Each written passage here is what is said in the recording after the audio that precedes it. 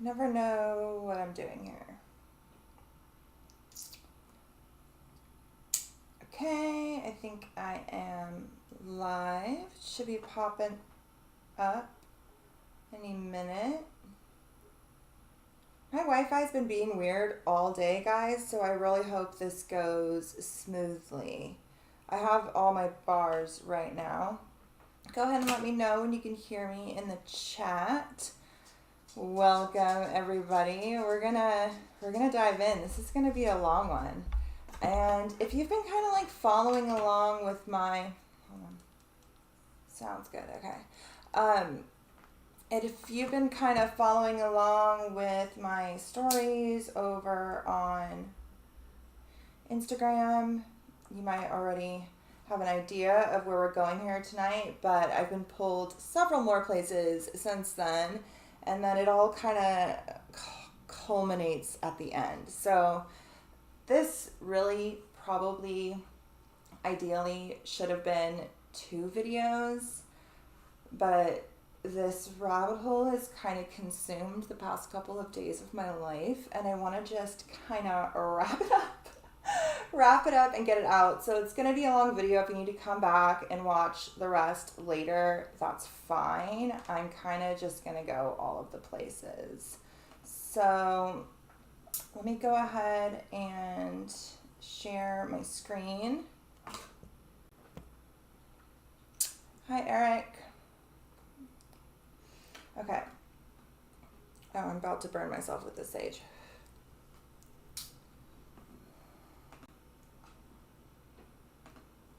I have a million slides and a whole bunch of web pages pulled up as well too. I'm kind of just going to pull you guys into my thought process and just go all the places. You guys know there's really no other way for me. And so this is our thumbnail. The 2 rabbit holes that we're going to be diving into is this concept of the Centaurus Strain, which is the nickname for the new variant of COVID that has just taken over. Everybody's using this term, and I kind of found it suspect from the beginning because Centaurus is obviously a mythological figure. It's a constellation, it's a galaxy, and I found it suspicious. And so I dove in, and in diving in, I found several suspicious things. So we are going to discuss those suspicious things because it doesn't really add up.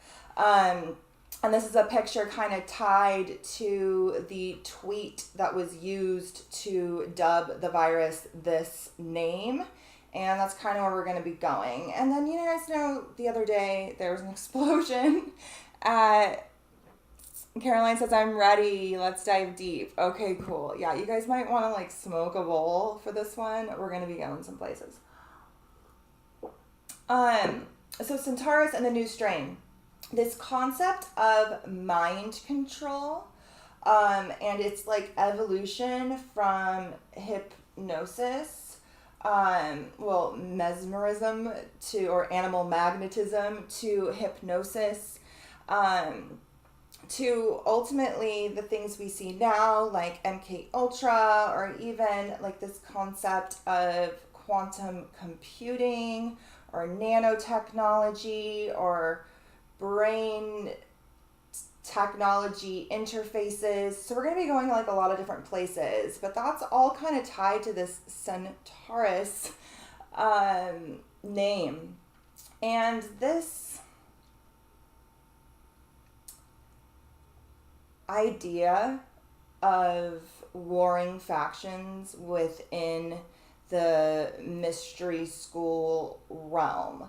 And I think that this ritual, which is like the best word for it, ultimately, it's being done in a symbolic fashion to symbolize something, and to channel certain archetypal energies. And so it is very much a ritual.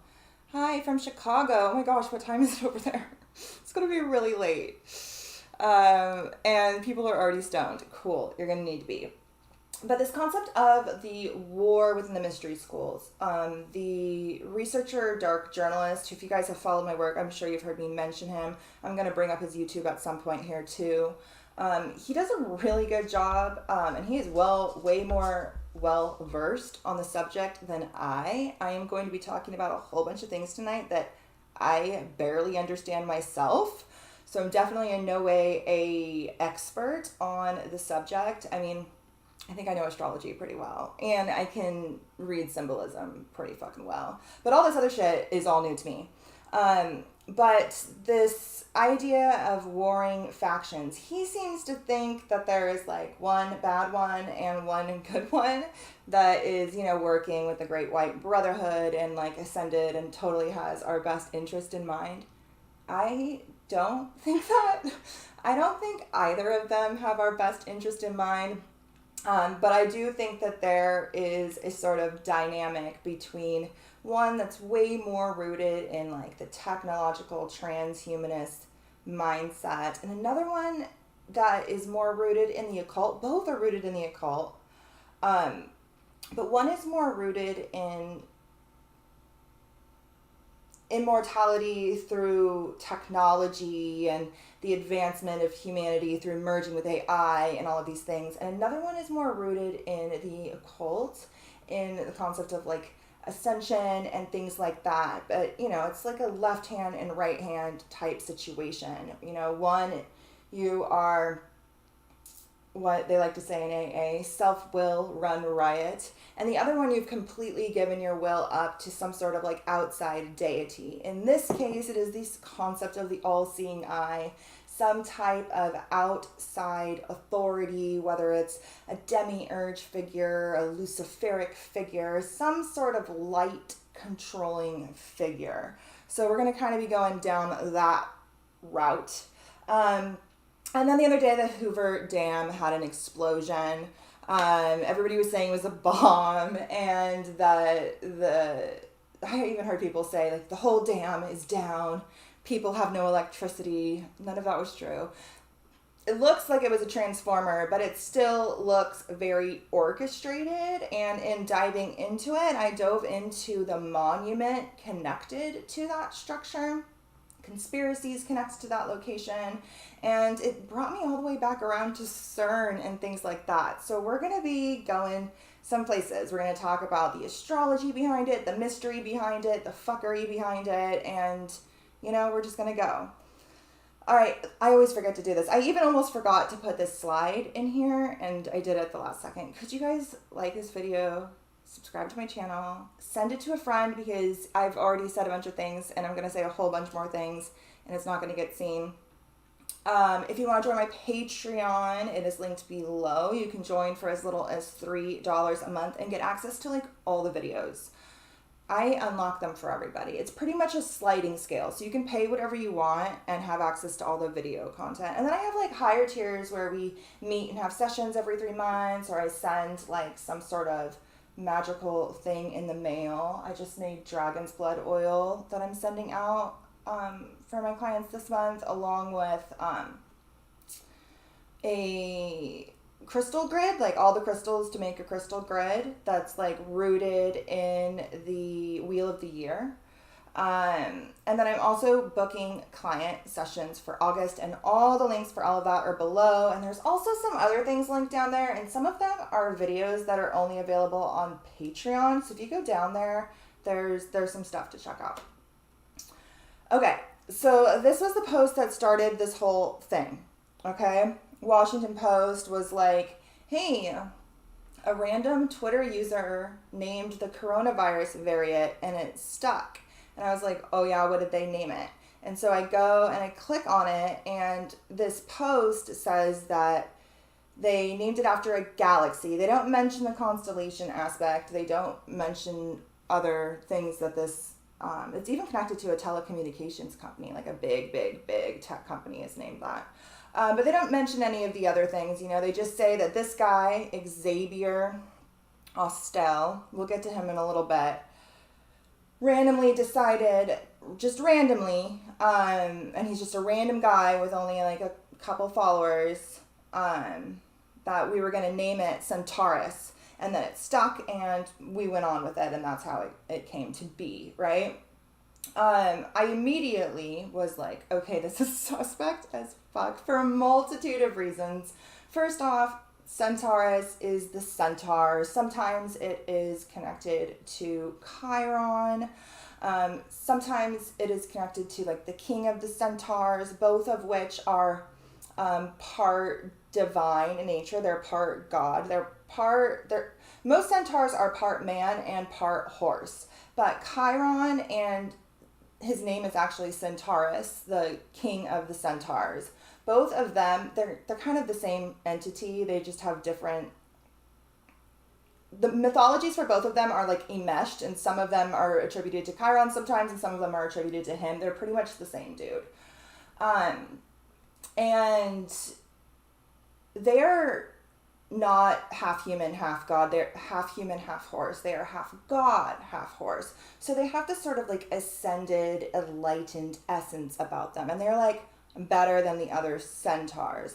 The other centaurs are like ravenous beasts. They're just like raping women and drinking and just like taking part in complete debauchery. So like the archetype of the centaur, if it's not one of those two dudes, is rooted very much in like the lower animalistic instincts. The other two dudes are rooted in like transmuting that lower instinct into something higher.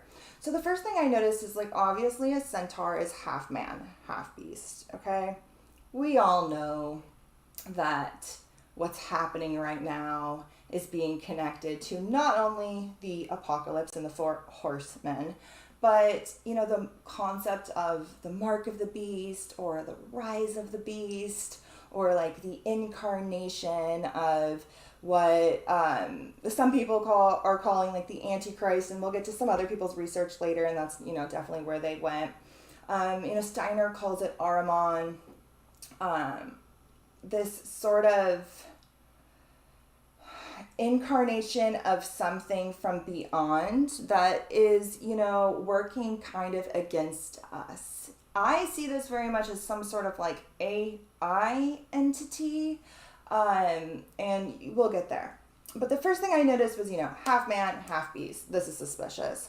I went to go look up the news articles, and like every single major news article, this is just some of them, was already reporting on this, you know, from Washington Post to places in Australia, like everywhere was reporting and calling it Centaurus. Some of these articles were like giving the story with it. Oh, this guy on Twitter. And some of them were just like, yo, this is the name, and I'm not even going to tell you why, you know? I was, well, they're definitely trying to align with a certain archetypal energy. And it's rooted in like a regression, you know?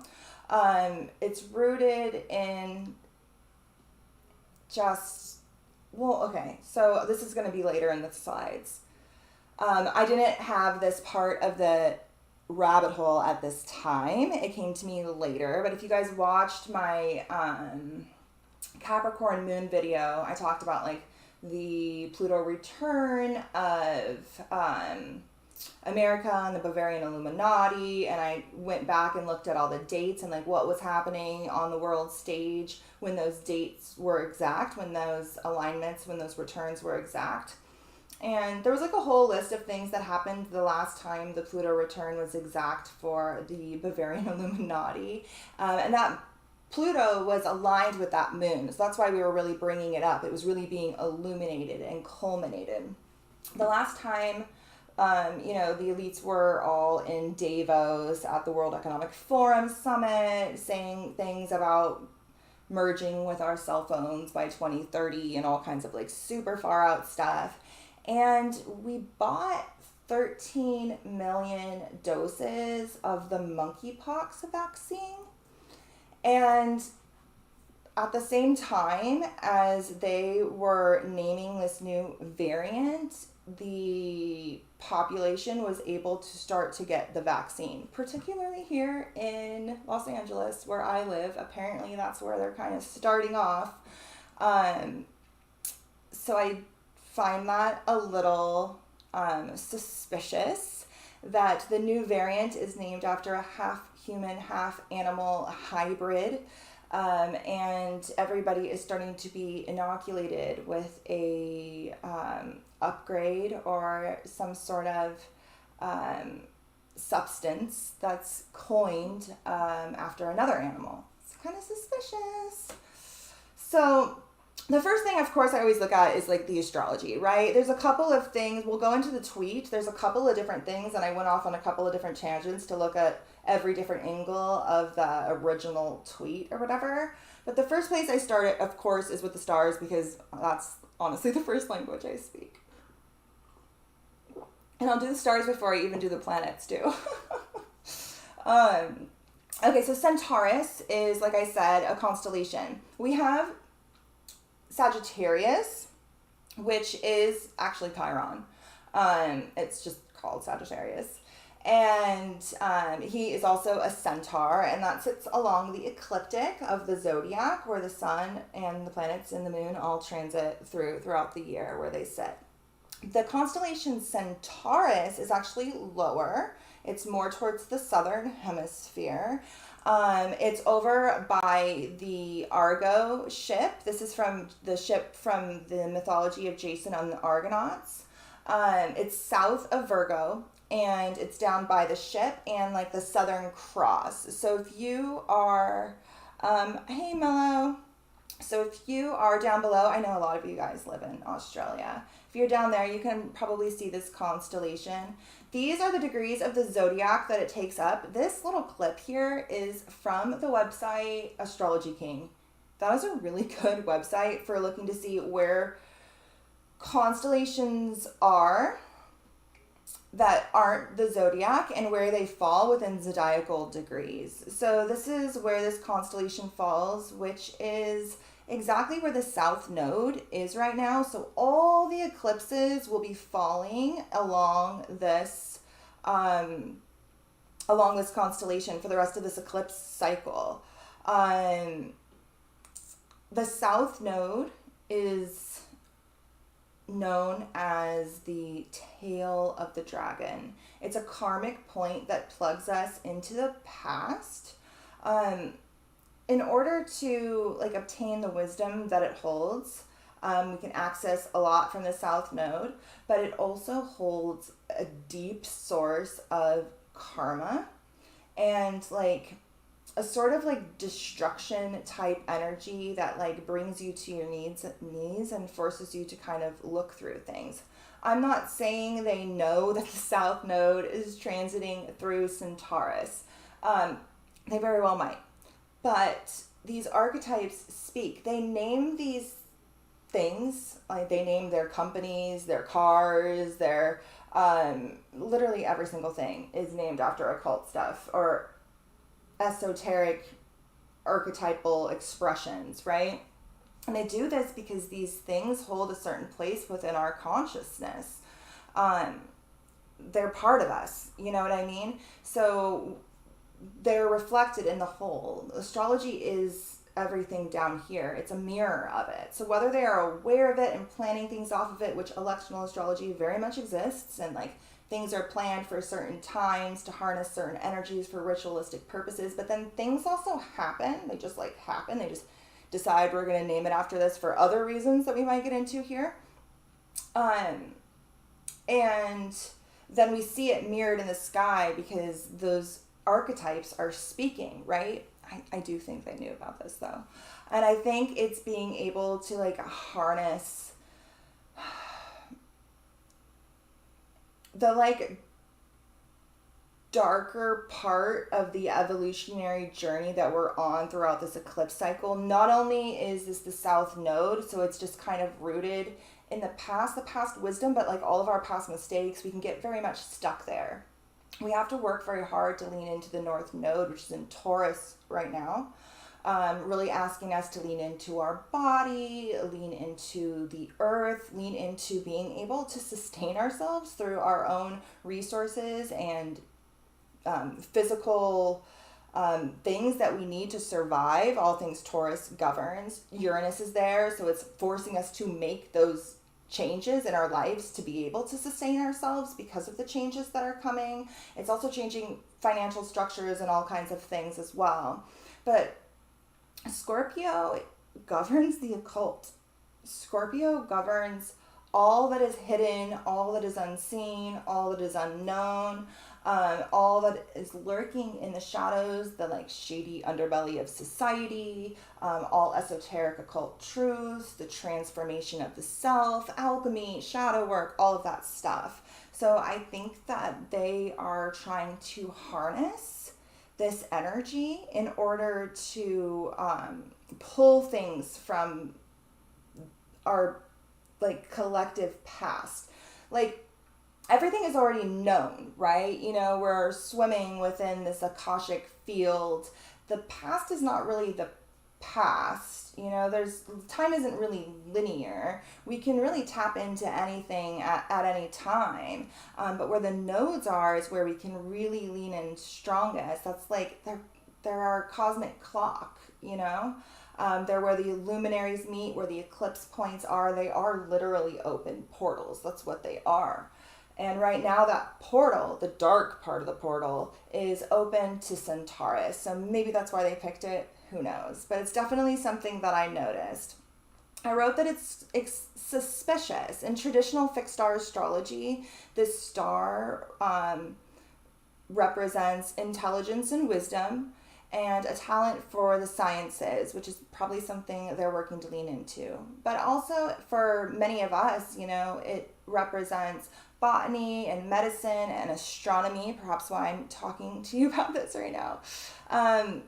And many of us are leaning more into plants as opposed to medicine or different healing practices. As things like this are pushed forward, we're forced to lean more into our innate gifts, our innate wisdom. And we too are reclaiming knowledge from the past, knowledge that was stolen from us, knowledge that was occulted from us, knowledge that was perverted and twisted and shunned and repressed.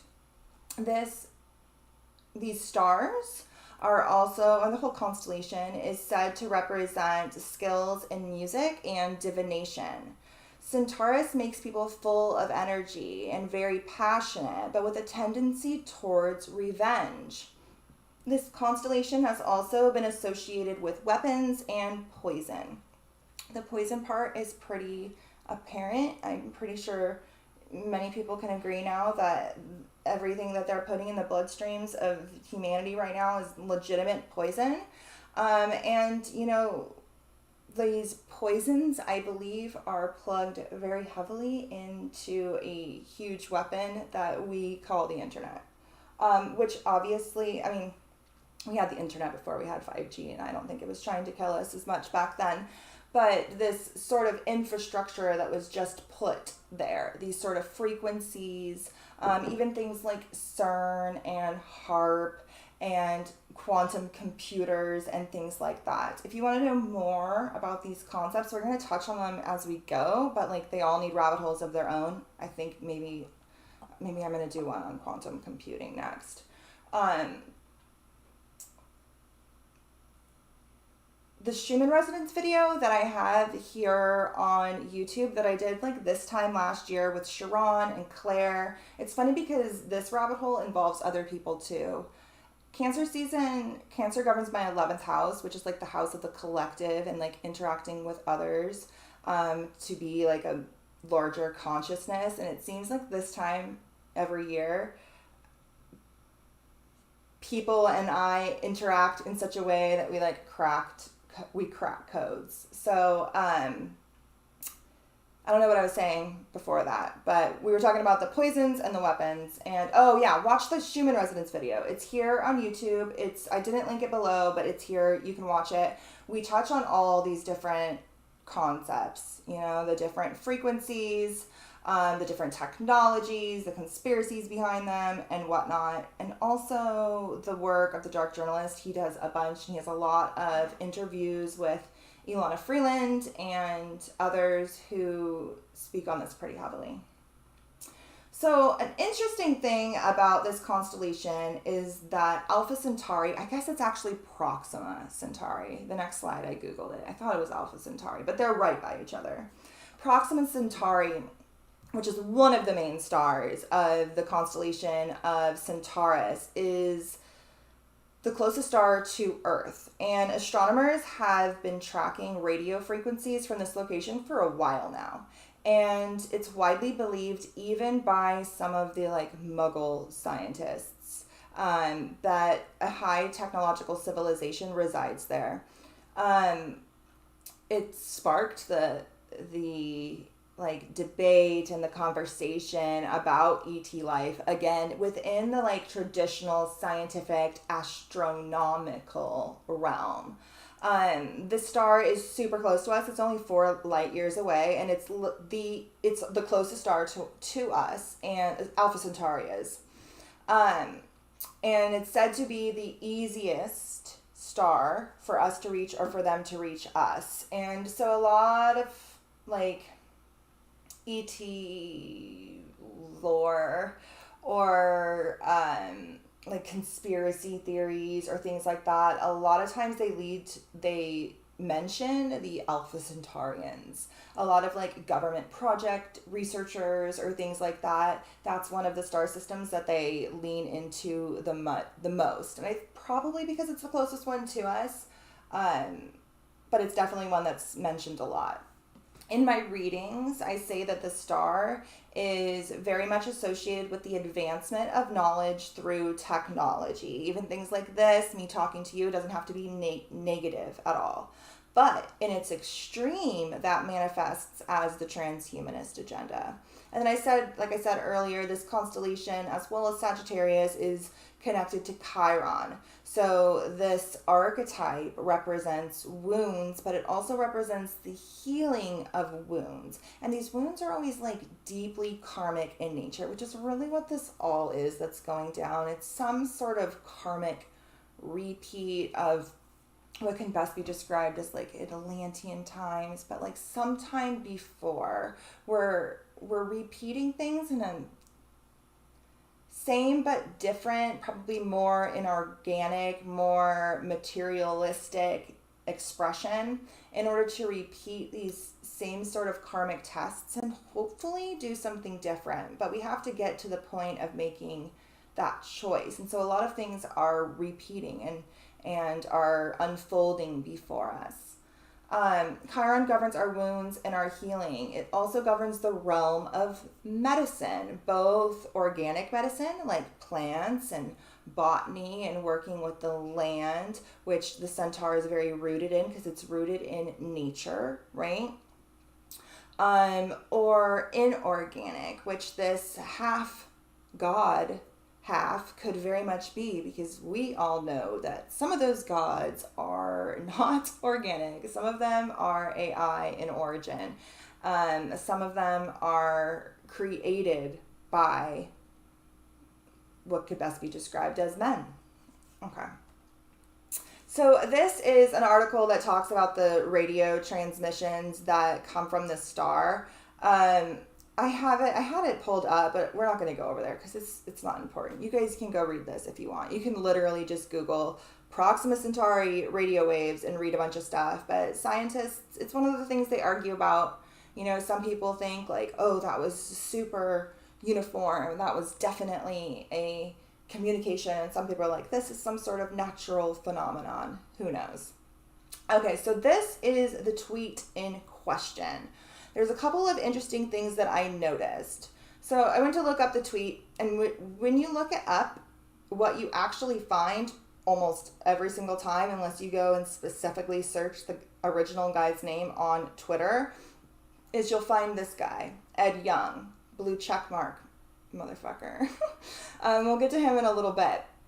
But he says, and this was on July 12th, he says, it's wild to me that some guy on Twitter decided that BA275 variant was going to be known as Centaurus, and it completely worked.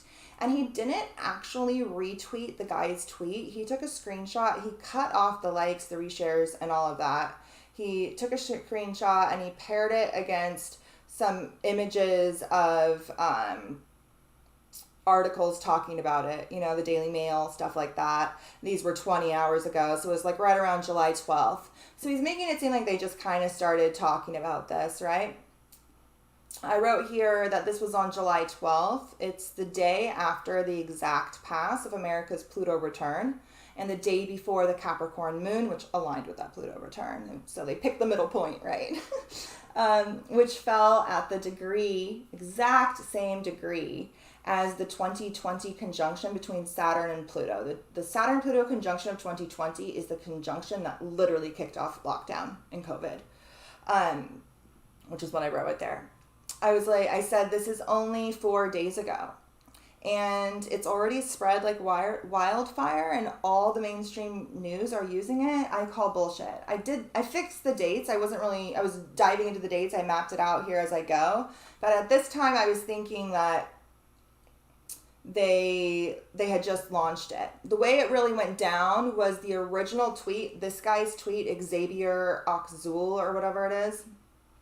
He tweeted this on the 1st. It says, I have just named BA275 variant after a galaxy. Its new name is Centaurus Strain. That strain word is important. The fact that he didn't say variant, but he used strain, I believe is important, and we'll get into that in a second. He says, get used to it. Today, I'm in command of anything pandemic. And then he puts this image. So this is a Snoops or Snops article. I always call it Snoops, and Eddie's like, that's not what it's called. I'm like, I know, but that's what I call it. So this is an article about why is everybody calling the new variant Centaurus. And in that article, they say that this guy, the original guy, tweeted this weird tweet on July 1st. And on July 4th, in Australia, they started using that word in mainstream news articles. And then from there, everybody just started using it. Then this guy on the 12th posted this. This is the tweet that went viral, this guy's tweet, Ed Young. I wrote here that he named it on July 1st. This is right when CERN was launching to everything was happening all around this first week of July. He named it on July 1st, and by July 4th, the Sirius alignment, and 3 days later, the mainstream media was using the term. It just doesn't add up. Especially considering I went and looked up that guy's original tweet, and it only has 72 retweets, and this was at the time I was in this rabbit hole. This was way after the 12th. This was way after the guy's retweet. It was 4 days after the guy's retweet. So on the 4th, when Australia was posting about it, it would have had way less. It only has 344 likes. This tweet did not go viral in any way, shape, or form. The tweet that went viral was the July 12th tweet. So for days before that, the mainstream media was already using this word. So that's what really doesn't add up. It says here that he posted it on July 1st. And then it says here, so this is the original guy's name. He posted the message saying blah, blah, blah, blah, blah, blah, blah. And then here, we're going to go to this article. I pulled it up here. Except for they have so many ads, it's so annoying. I hate them so much. Okay, so this is them saying this post from this dude who's the science writer at The Atlantic. I have a slide about that in a little bit. Went viral, right? And we know that wasn't until the 12th. Then they say that that original post was on the 1st, and that other Twitter followers picked it up immediately after the 1st, and it spread like wildfire. And they put 2 links to prove their point or whatever. And both of those accounts also are the smallest accounts ever. They have 50 followers or something like that. Where is it? I don't know. It's in here. But they put it and they're like so-and-so and so-and-so. I can't read and talk at the same time, you guys. I'm sorry.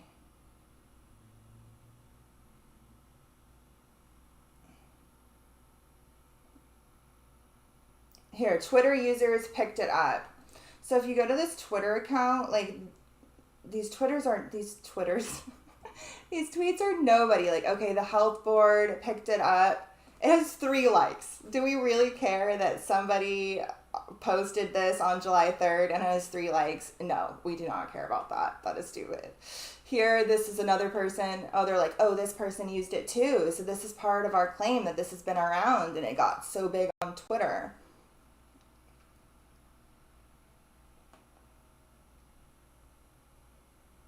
Two likes. And it's in freaking, I don't even know what language that is.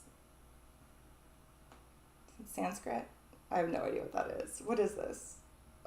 Oh, it looks, I don't know. There's some Greek looking letters in there. Who knows? So it's suspect, right? So I was scrolling through the comments. You know, this is the guy who wrote it. I cut his name off here. I'm not sure why. I don't know why.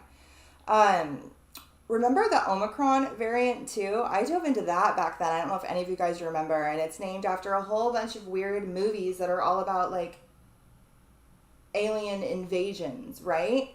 And that's when I zeroed in first was like Centaurus Strain. I was like, is this an Andromeda Strain reference? You know, my tinfoil hat thought that immediately. And then I was scrolling through the comments and this guy was like, the Andromeda Strain would like a word. And I was like, yeah, that's exactly what it reminded me of too. So if you guys are not familiar, the Andromeda Strain is both a book, it's a book, several books, and a movie from, I guess he says 71. I thought it was like 60 something, but it also had like an A&E TV show about it too. I've seen the movie, the original movie, but it was a really long time ago. I tried to watch it again, but it's not streaming for free anywhere. You can't find it anywhere. But the gist of the movie is there's some sort of like crashed satellite, and it has like microscopic extraterrestrials, which, you know, I think nanobots. But it's also funny because the nanobots or the nanotechnology is what apparently heals them from this.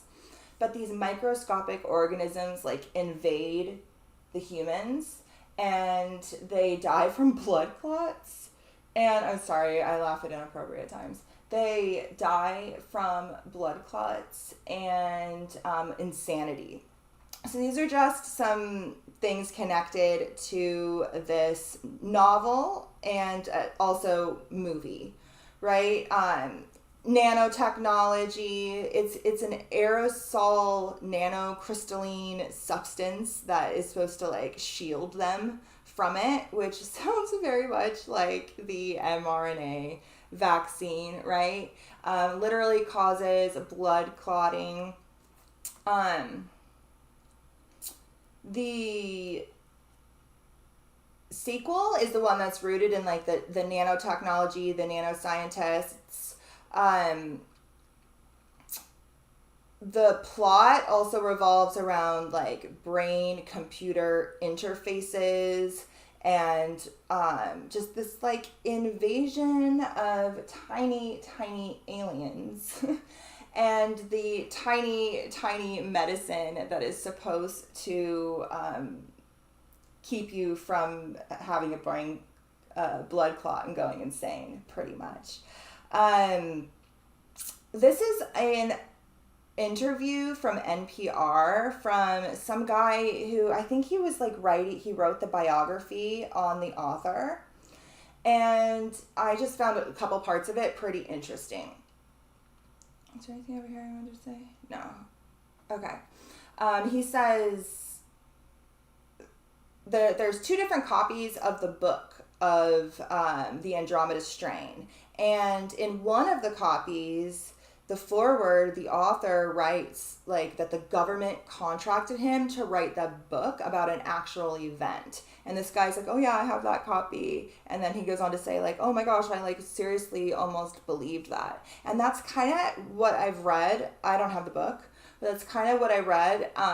The book has a lot of like fake citations and sources and things like that to make it read like a real historical event. He just makes blanket statements and like cites them as sources and stuff. And a lot of people did believe it, you know what I mean? And obviously I think we're living it right now. But yeah, in the foreword, he says that the government contracted him to write this book about an actual incident. He goes on to say that he discovered in actually trying to do a Michael Crichton, I don't know, novel, is that he discovered quite a lot about his research technique, which he's sure he used for the Andromeda Strain. He goes on to say that he was a voracious reader and he tended to read very highly technical scientific stuff.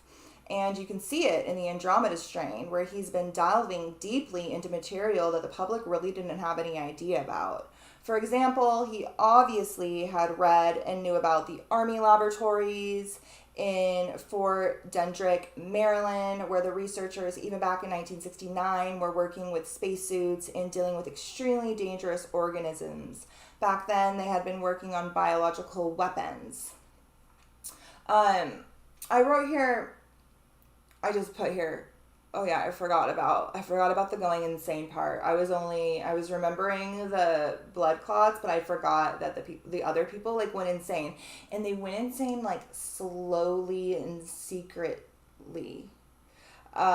It's very strange. So I just wrote here, I hate this. Some of you guys might remember, like I think it was like a year ago, maybe it was longer. I don't have no concept of time. Maybe it was not that long ago. When they were floating the idea of naming variants after stars. And I went on this whole rant in my stories about how this is fucked up and how they are trying to harness certain archetypes and our collective consciousness, because as above, so below, the sky is literally us. And placing these archetypes upon these things really does add potency to their spell or their agenda or whatever it may be. And I wrote here, it seems like they found a way to do it. They're just going to let some random guy on Twitter do it. And then from now they'll be like, oh, we already had Centaurus. Let's just keep going from here. And they're going to probably keep going from here. And then I wrote here, is the goal to finally have a strain named the Andromeda Strain? Because if we're naming things after constellations, there's like 88 constellations. But if there's name them after fixed stars, there could be a lot more. That was originally what they had said they wanted to do. They wanted to name them after fixed stars. I don't know. We'll have to see. But it's suspicious. Okay. So then I literally went in Google and I typed in the words Andromeda Strain, blood clots. I just wanted to read a little bit about the plot. I wanted to read like the fandom or like a wiki page or something about the plot of the movie. There wasn't much there. It's very short. It's like one little paragraph, which you can read on it. It was this. This is pretty much all you can get over there. I typed in Andromeda Strain, blood clots, and I shit you not, you guys, this was the first thing at the top of Google. I dare you, go type it into Google. Andromeda Strain, blood clots. The first thing that's going to come up is going to be this National Institute of Health article from our government. Well, I mean, it's from scientists, but it's in our government database. That's literally titled Understanding the Andromeda Strain, the role of some sort of scientific jargon in the COVID virus. And I tried to read this to understand what they're saying. I can't. Maybe somebody out there well versed in the medical jargon can understand what they're saying here. But I don't think this was necessary. And it's very, very strange that it's literally the first thing that comes up. I swear they kind of put these things in plain sight sometimes. I don't know. It's fucking weird. So this tweet, there's a couple of things that I leaned into here in this tweet. One, Centaurus and the archetype of Centaurus, right? And what that archetypal expression means within our consciousness. The point, I guess, I don't know the word I'm looking for, but the fact that he didn't name it Centaurus Strain, which everything else has, or variant, the fact that he didn't name it the Centaurus variant, which all the other ones have been named variant since now, and he chose the word strain, really made me think of the Andromeda Strain and its whole like mirroring of our current reality. And then the using of this image. Obviously, you can tell it's some sort of like hypnosis. I was somewhat familiar with this image. I knew I had seen this many places before. I just had no idea where, and I didn't even know where to start. But the fact that this specific image was used, obviously he's trying to just point to the fact that he's in command, you're doing as he says, mesmerizing you into following suit with this new name. But I think it was worded like that specifically in order to make this picture make sense for their narrative, because the picture, I think, is really the message here.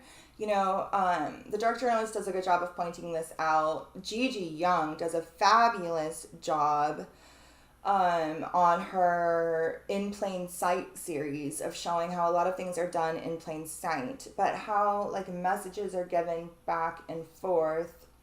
Stunts are being done from like one mystery school to another, and these sort of like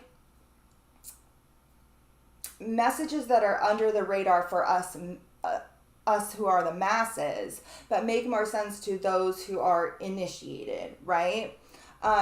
I guess I'm initiated enough into the occult symbolism to know that there's something here, but I couldn't pinpoint it. I had no idea how. Well, my lovely friend, I always think your name is Melissa, but that's definitely not what that says. Melise. Whenever I post something in my stories, like a question, like, does anybody know what this plant is? Has anybody seen this flower before or whatever? She always comes with the answers, and I guess she has some fancy Google phone, some sort of like fancy AI software that scans photos. But you guys are probably more tech savvy and are like, you can do that on this website. I have no idea how to do these things, okay? I can barely do what I'm doing here. And so I hit her up and I was like, can you please search the origin point of this image? So she was like already on, she was already on the quest. She had already seen my stories. And she was like, I was literally just about to message you. I'm blown away by all of this. And I was like, okay, so look it up. So she goes and she looks it up. And she says that this is a visual that's used in different articles and such to show hypnosis, which is what I had figured, right?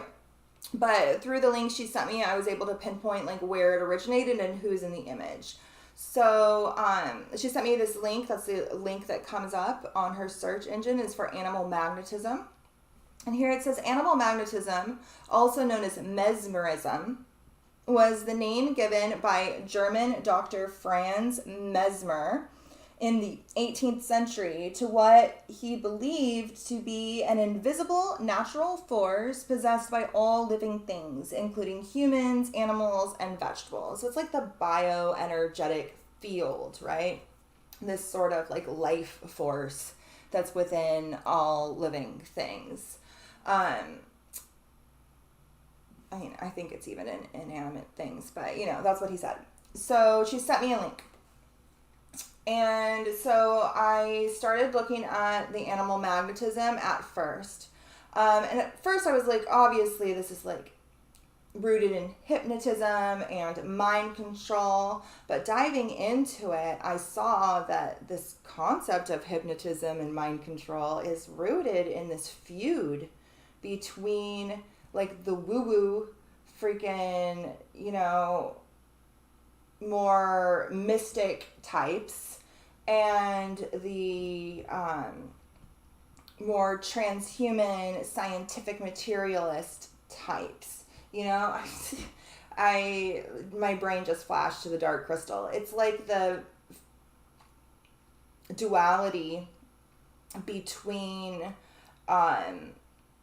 the gentle mystics and the Skeksis, which I can never say those words, and how they represent two halves of a whole being, you know, They are two halves of the controlling elite. They are two halves of these mystery school streams, both of which have polarized, neither of which are walking a sort of like balanced middle path, right?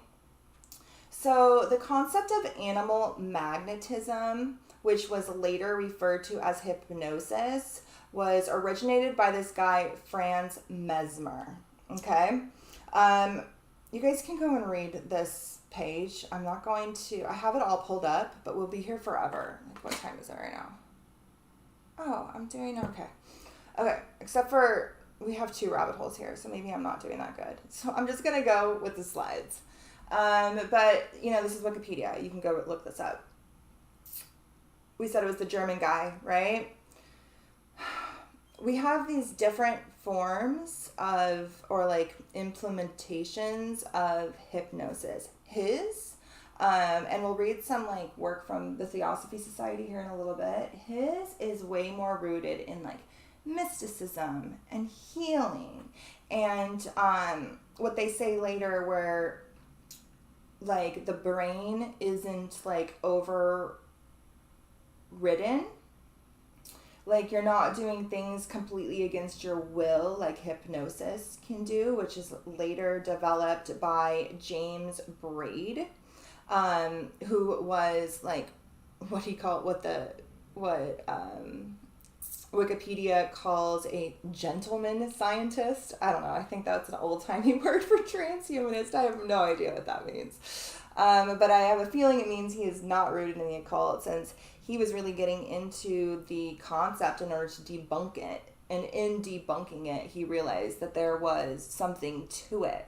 But we have it represented in other cultures as well. But here in the West, this German dude is given credit for developing it, but only more in hindsight. He was actually kind of like laughed off, and they thought he was like insane, like too much, But it's interesting that the word like mesmerized, right? It comes from this guy's last name. But it's applied to the study of animal magnetism. These terms have been distinguished from mesmerist and magnetist, and are regarded as denoting those who study animal magnetism. And the magnetic expression is the feminine expression. Electricity, which is ultimately what is coming to do the mind control now, is more rooted in the masculine expression, polarity, and magnetism is rooted in the feminine polarity. And so his version, I would say, is more rooted in the mother. And you can see that his mindset was his goals were to help humanity, which is why the scientists at the time, particularly like the French scientists during the Enlightenment period, I think they say that here, maybe they don't, but they like completely laughed him off and thought he was insane. So he did not get any sort of scientific recognition for discovering hypnosis, which it wasn't called hypnosis yet. It was called animal magnetism. This dude, James Bard, is the one who came in with this scientific mind and was like, oh, I'm going to study this. And it's for the goals of like ultimate mind control, right? And not healing and aligning with a sort of like universal force, but like bypassing and exerting your will on that person. Is at least how I understand it. So she says that the dude in the picture is James Braid, a surgeon and hypnotist. At this point, I hadn't dove into him yet. And I was leaning into Franz Mesmer, who is the guy who originated this concept. And that picture is used in like books, articles, all kinds of stuff for both these guys. It's used for both the guys. So I leaned into Franz Mesmer, reading about him and the time he was alive and where he was alive. I was like, oh, this guy is rooted in some mystery school. 18th century Germany, animal magnetism. I'm familiar with the concept of animal magnetism, but I guess not this guy.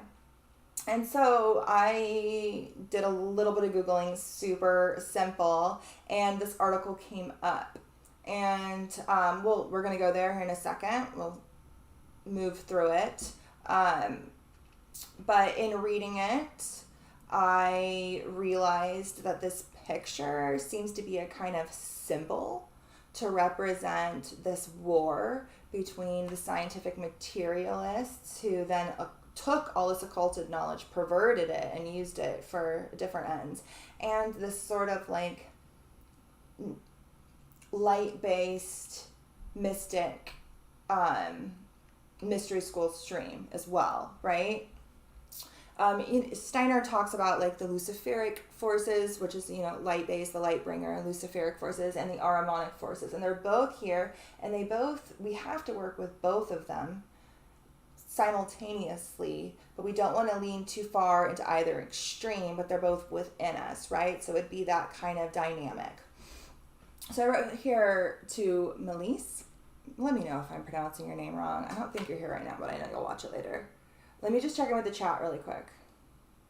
Victoria says, cytokine release is an inflammatory response. It's the foundation of disease. The body turns on itself and attacks itself. Well, lovely. That's exactly what happened in the Andromeda Strain. And so that's just lovely. Thank you for your scientific knowledge. Oh, Lord. Okay, so I wrote, the stunt is rooted in a long-held war between mystery school streams, neither of which are working in our best interest, although I think one might have the illusion that they are, and the other one is like, balls to the wall, devoted to some AI god somewhere. But I wrote here they both have their own agenda, because they very much do. One is rooted more in technology and the other the occult, but they both overlap tremendously, and up until now really have been kind of working together. And then just when there's moments of power grabs, one tries to get the footing above the other, but they're both very much here. And I said the Dark Journalist does a really good job of breaking down the dynamics of this inner war and their factions, and I highly recommend his work. His research is, he just must read all day long, and he's citing books and he's citing sources. He gives all his sources. It's fabulous. His research is fabulous. I don't always agree with his interpretations, but his ability to collect information and piece it together into a narrative that is like, wow, okay, yeah, I see that, is mind-blowing. So I looked up this Franz Mesmer dude, and I wanted to look into his occult ties, which are literally abundant. And it was ridiculously easy to find. I literally typed in the guy's name and the word occult, and this article came up. I wrote that I think I just cracked the whole code, dude, because it really brought in the Bavarian Illuminati, which is something we had been talking about all this past week because of the Pluto return and the Capricorn moon right on Pluto. Yesterday, as the Hoover Dam had an explosion of a transformer, that Pluto, which was aligned with both America's Pluto and the Bavarian Illuminati, which is in Germany's Pluto, was exactly opposite the sun. And so we're able to really see into these like deeper parts, these hidden agendas, these hidden systems, because it's in Capricorn, which governs the system. I talked about this in my last couple videos. If you guys are here listening to me ramble, I'm sure you watched my last couple videos, but the last two on YouTube, I would go check those out. So I wrote that this article brings in, and this picture is tied to the Bavarian Illuminati and the battle between scientific materialists and what they call light-based witchcraft, Luciferian mystery schools, right? particularly the German and French orders. I wrote like the Masons, but there's so many different orders. And both, I'm going to actually do a video on this next month, sometime probably during or around the whole Lionsgate bullshit. But I have come across some more information in regards to the symbolism of the lion, and the countries of France and Germany. So we have a lot of like German mystery schools from like the 1800s onward into the World War II and past then. And after World War II, occultism in Germany kind of died out because of its association with Hitler, because, they took everything and stole it and inverted it and twisted it and made it things that it was not. But after that, like, Germans were really afraid to lean into that. And so Germany went full-blown scientific materialists, and then the German scientists just started sprouting like wildfire. They're rooted in CERN and so many other things. But all of the German mysticism went from Germany into France. France is obsessed with German mystery school concepts and esoteric traditions, and the French orders really kind of took over. And so these countries are part of this, and we see them working like together at places like CERN and things like that. But I think that their work together on the big projects, but they have different sort of concepts or plans or agendas for the trajectory that this new control system that they've helped each other build is going to take.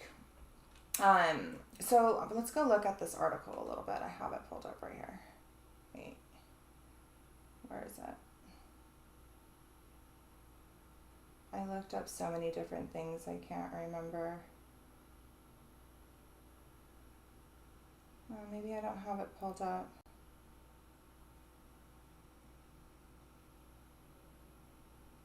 Medium. Oh, here it is. Okay. So it's super long. We're not going to dive into it, but it talks a lot about, how certain people were against it, and certain people were for it. And, it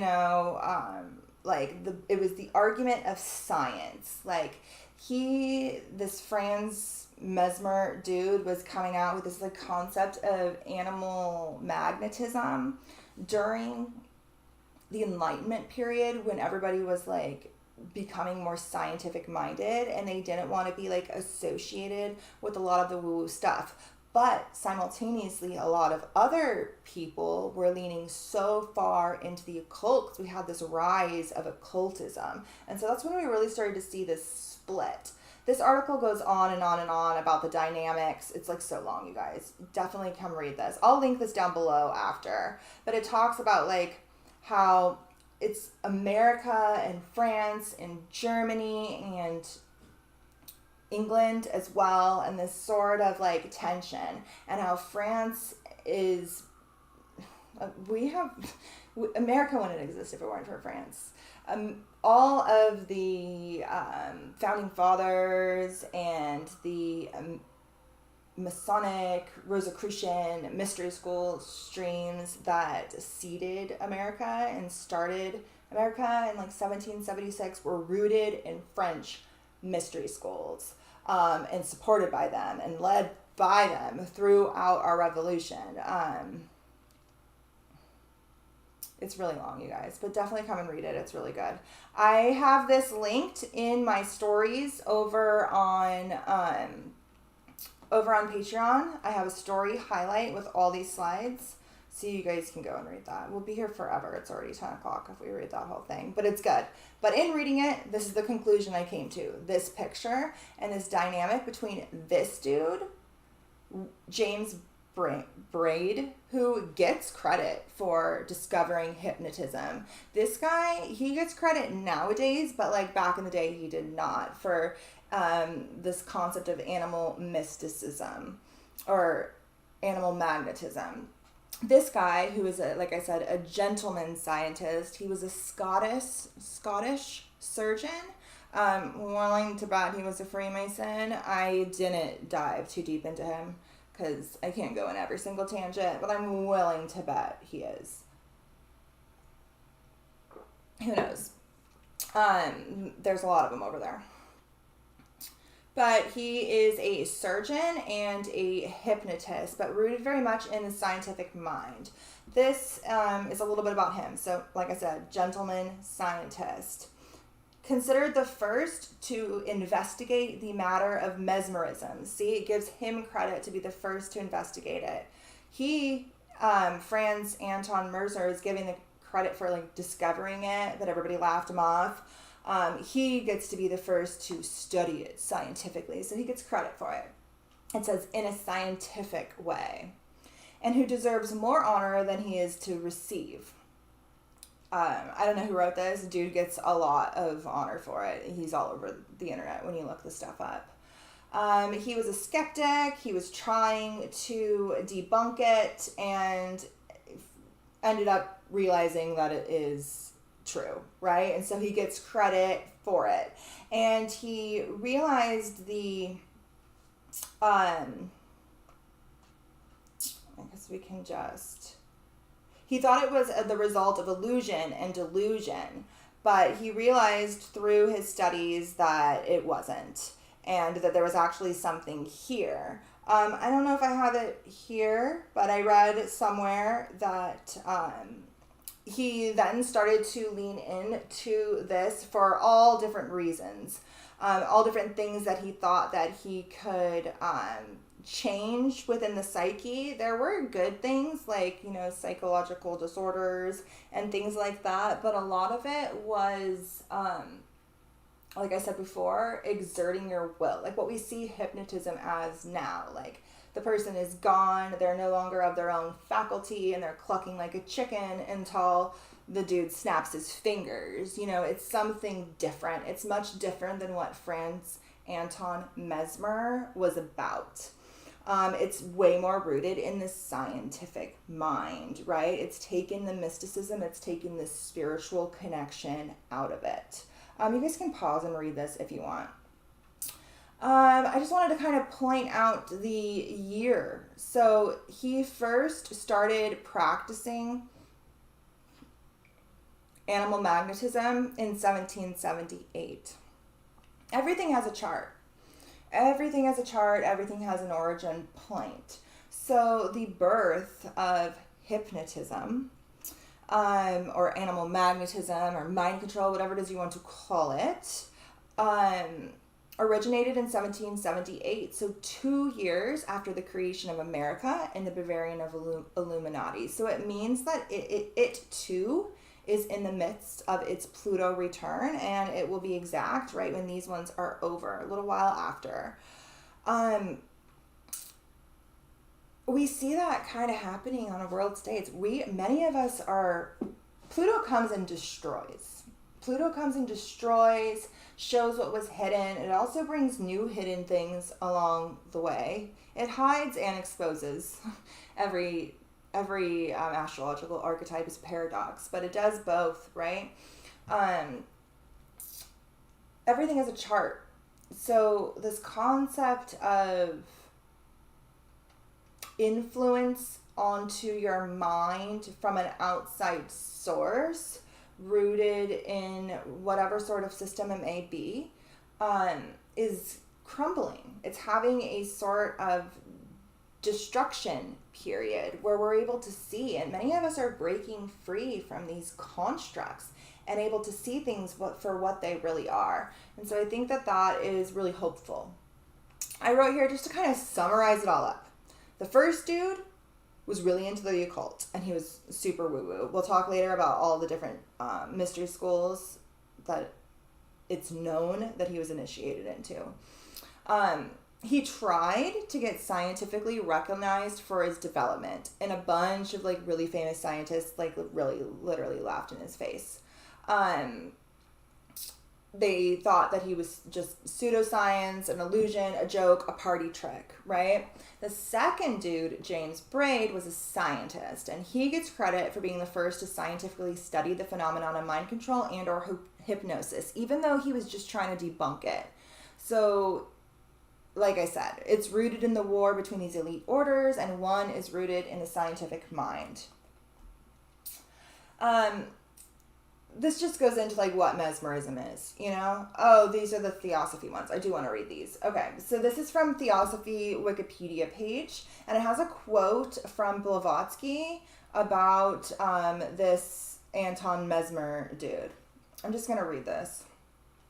Mesmerism is the name given to an art or the exhibition of a power to act upon others and the faculty to be acted upon. These words are so small, you guys. Okay. Acted upon, which actually oh my Jesus freaking Christ. I don't think I can read this. Okay, that's better. The days of Anton Mesmer. Another name of some of this phenomenon is hypnosis, and still another is magnetism. Anton Mesmer gave greater publicity to the Western world to the subject than any other person, and thus his name is still attached to it due to his experiments and cures. As mentioned below, H.P. Blavatsky pointed out that he was only a rediscoverer. The whole subject had been explored long before its time, and indeed many centuries anterior to the rise of civilization in Europe. In his doctoral dissertation, Mesmer asserted that the gravitational force of the planets, sun, and moon also affected the human body.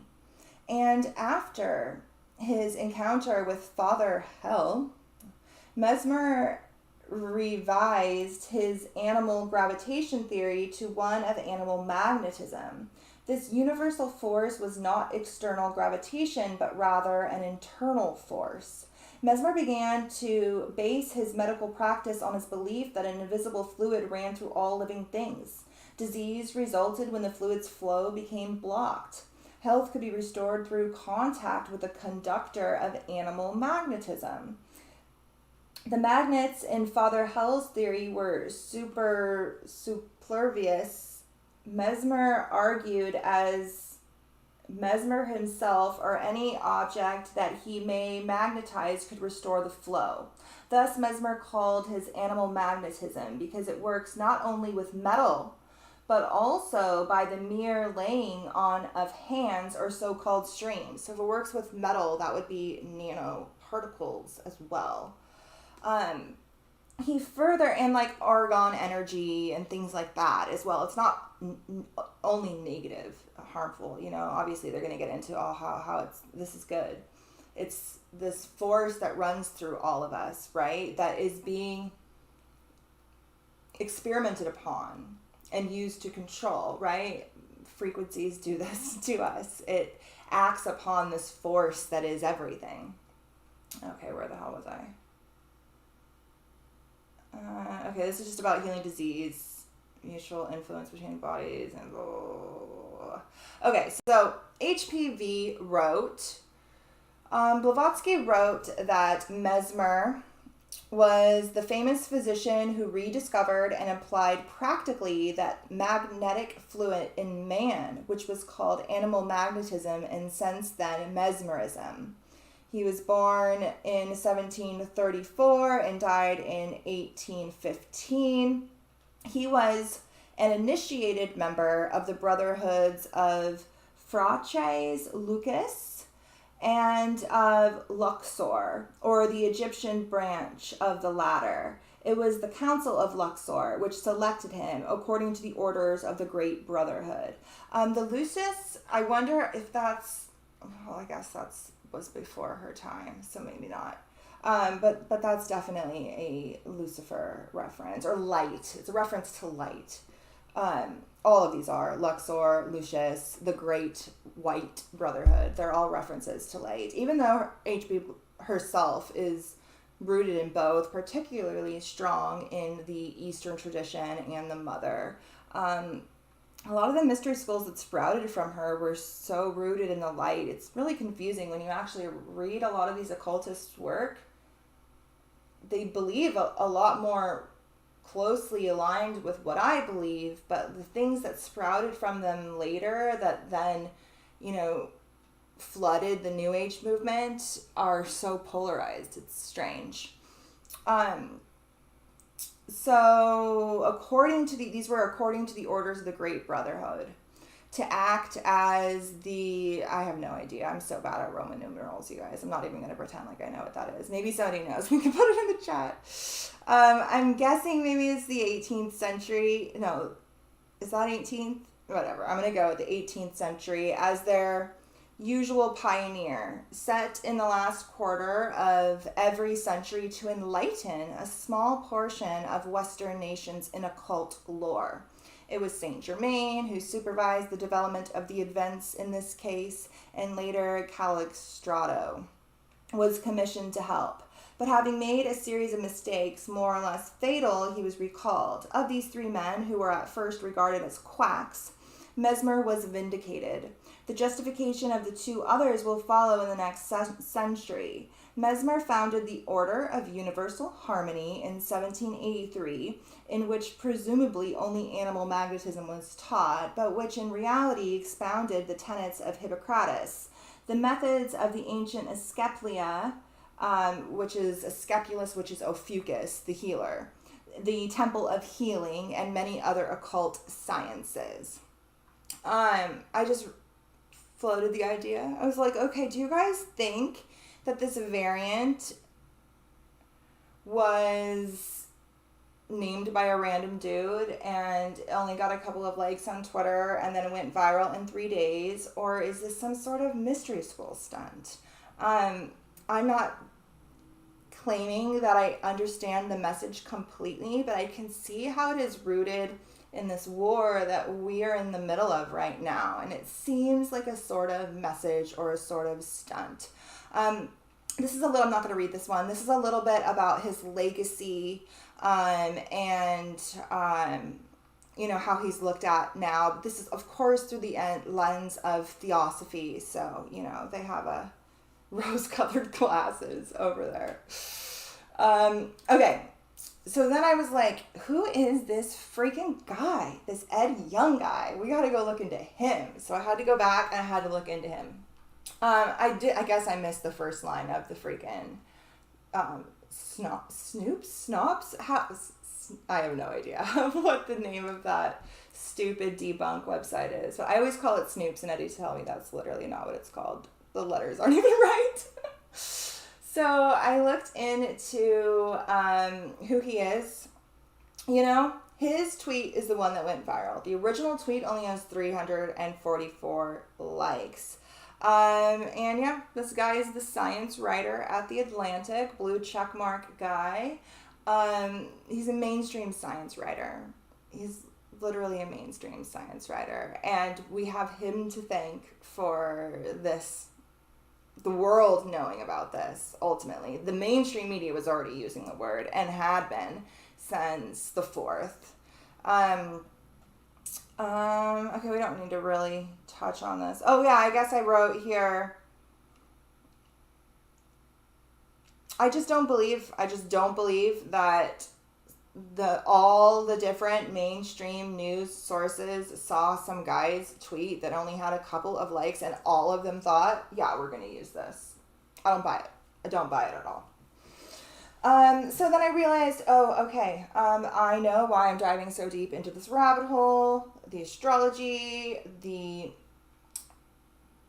Mercury was opposing Pluto during my first rabbit hole, and then the Sun was opposing Pluto during the second rabbit hole that we were about to go into.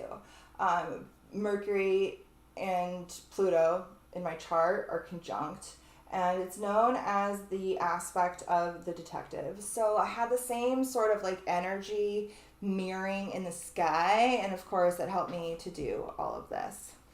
So the same time as everybody is coining the new variant Centaurus, the monkeypox vaccine is being inseminated into the collective bloodstreams. And, you know, that's got to be some sort of man-beast relation. I mean, man-beast ritual, in my opinion. And of course, apparently it's happening here in Los Angeles first. So that's fun for me. Okay, so we have our second rabbit hole. Let me check in with the chat really quick.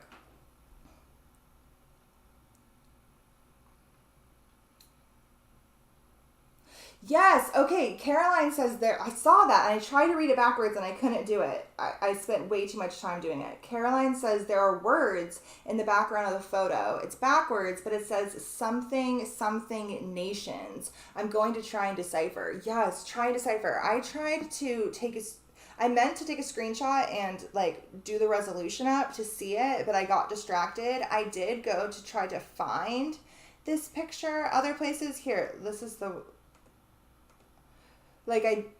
that's probably the best one or whatever. You can just find the guy's tweet. Find the guy's tweet and take a screenshot of it. But I noticed that it's in like all of the images for it. Like this one, that's an article. It has it in there too. But yeah, I spent a really long time trying to read those words.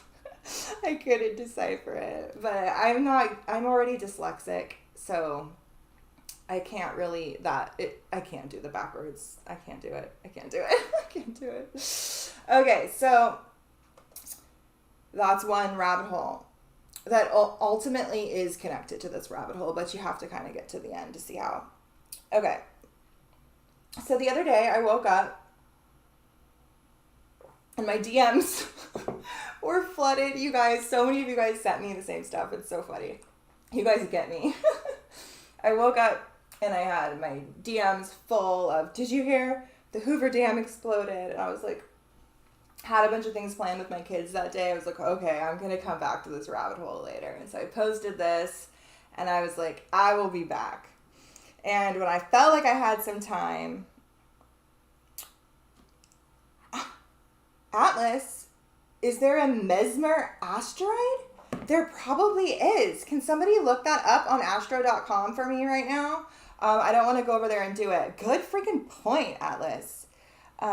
Dustin says, I'm in Lake Matthews near Riverside area. If you ever need anything, I'm here for you. I totally resonate with your energy and appreciate your offerings. Oh, thank you so much.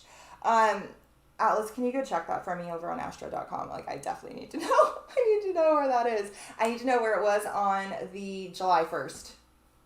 On July 1st when that first tweet was posted. Please, thank you.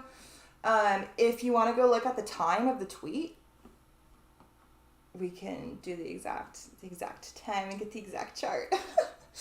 Okay, so, and I wonder if that Braid guy, because he might have an asteroid too, the James Braid or whatever. Okay, so everybody was like, yo, there's an explosion at the Hoover Dam. And I was seeing a bunch of crazy stuff. And people were making a bunch of claims. And I'm glad I waited till later to do my own research because a lot of those things were unfounded. But immediately I thought, okay, well, there's the BAM. We had a couple of different BAMs. If you guys watched my last video on here, the Pluto in the sky, which is aligned with America's Pluto, and the Illuminati's Pluto, that the sun was opposing on this day, is conjunct the asteroid BAM, which literally represents explosions and things like that. The Capricorn moon was aligned with that point as well. And so I said, okay, this energy's here. The energy of the month of July is already super explosive with like Uranus and Saturn and Mars coming together. And then we had this sort of like BAM archetype expressing as well. Around the time of the Capricorn moon, CERN was sent to space on a rocket. CERN technology, a tiny little cube, of course it's a cube, to test the electrical radiation level, or the radiation levels in space and their effects on our electricity. That was like pretty much launched right either on the day of the Capricorn moon or the day after. And I was like, okay, there's a BAM, a rocket. Oh, that moon was trining CERN. And I was like, okay, so that's there. But then just a couple of days later, we had this explosion. And obviously a couple of days before this, right around when CERN was the BAM, we had the Georgia Guidestones explode. And so I was like, okay, well, here's our BAM. And then I reminded everybody to watch this video where I talked about this month being very explosive, but we haven't even really gotten to the explosive energy yet. We've gotten to like the explosive asteroid energy, but we haven't really gotten, and we've gotten to some of the oppositions to Pluto, but we haven't gotten to the Uranus-Mars conjunction on the North Node yet, which is happening on top of CERN at the end of the month, the same time that Atlantis stations direct. And if you want to know more about that, I would watch my July video where I went into CERN. I cover that more towards the end of the video. So if you didn't finish it, you didn't get to that part. So I started diving in later in the day. I started diving into the Hoover Dam. Everybody was sending me articles about it exploding. Everybody was sending me pictures of these angel statues. And so I was like, okay, there's something here. I'm going to dive into these angel statues. And so I was diving in to this monument through this article on medium.com. We're not going to go over that. We're just going to go over what's here. And I wrote here, so there was an explosion at the Hoover Dam today, meaning in the month of July, which is not over, we've now had 2 modern megalithic monuments. I wrote here bombed. Later they said it was a transformer that exploded. Who knows what it was. We had 2 explosions at megalithic monuments. They said the other one was a bomb, and I swear that one was a missile, but whatever. Both of these modern structures align with many celestial points, specifically the pole star. I do not think these statues were affected here, but at this point I didn't really have a clear answer. Later I got my answer, but I wrote that at this moment the sun was exactly opposing Pluto retrograde, which aligned with both America and the Illuminati's Pluto, which is something I've said like 100 times, so I'm gonna move on. So I do not know how to pronounce this, but if you speak Portuguese, or no, I guess what do they speak in Spain? Is it Spanish? Maybe, I don't know.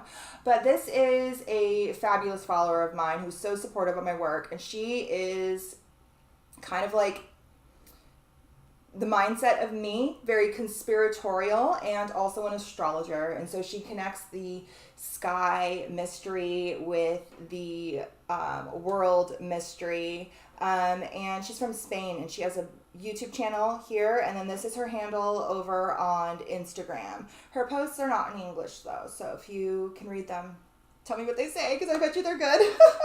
So she sent me the same article that I was already diving into, and then some fabulous, fabulous research. She really dove in and found some stuff that this article didn't have. So this is from that Medium article, and it's talking about this structure here at the site and how it has this huge circle around this like black box with this 2 angel statues, this pole in the middle, which is a flagpole, and then that's all within a circle. So really it's like that axis mundi, that polar pillar between the 2 pillars, which are deeply Masonic, and then this huge circle. And on the circle, it's a map of the precession of the equinoxes. 26,000, it's actually 25,772 year precessional cycle of the Earth and the map. And it shows the different pole stars and how they've shifted. So this is a picture of the point in the cycle when the pole star was Vega. This is around 14,000 BC. This is around the Atlantean time. Spanish. Okay, that's what I thought. It makes a lot of sense. Thank you. Okay, so this is when Vega was the pole star, roughly around 12,000 years. It's 14,000 here. This is during Atlantean times. So this was like pre-flood, pre-fall, pre-deluge, pre-Younger Dryas, whatever sort of cataclysm happened back then. This was the pole star back then. When you're there at this site, there's like this recording playing that's telling you all about the precession of the equinoxes, and how it is this like slow turning of the stars. What it is the stars are called fixed stars, but they actually move.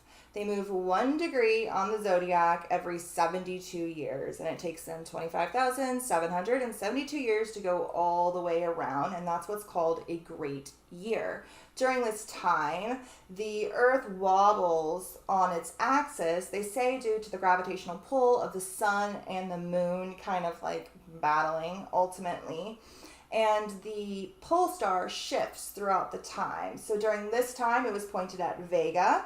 During the time of the Egyptians, it was pointed at Thuban, which is Alpha Draconis, the main star in the dragon constellation. It's believed that's why serpent symbolism was so prevalent during this time. And I wrote here that both the guide stones and this monument aligned with the pole star. You can't possibly think that this is a coincidence. This is so planned. It's ridiculous. I recommend going and reading this article. It's really great. We're going to go a whole bunch of other places. So I wrote here it was a transformer. Nobody was harmed, but it's still suspect, especially considering Nevada is having a lot of issues right now with their water supply. Lake Mead, which is right by Hoover Dam. Hoover Dam sits between Nevada and Arizona, and it's the dam for the Colorado River. And in Nevada, they're having major water shortage, apparently because California took all their water, and now all their lakes are drying up. Like literally, like bodies are surfacing that like the mob threw in there back in the day. Like it's really bad. And apparently there's some sort of like reservoir that if they just opened, everything would be fine, and they're not opening it. So they're trying to create a sort of water crisis in this area already. And so I found it suspicious that this had an explosion during this time, because Eddie's actually been staying pretty up to date on watching like YouTube videos on the water crisis over there. I don't know why he's so into it, but he is. But the occult connections and similarities between these two monuments is kind of undeniable, right? And at this exact moment, the sun was opposing Pluto retrograde and aligned with all the things I've said a million times, right? The moon was transiting the Sphinx, which I think is pretty interesting considering the statues of the angels. I mean, they're humanoid with wings, right? They don't have like a lion body or anything. But the way that they're like positioned right there, they give me Sphinx vibes. They give me like never ending story vibes. You know what I mean? So definitely has that sort of like Sphinx archetype about it. Chiron also stationed retrograde at that time.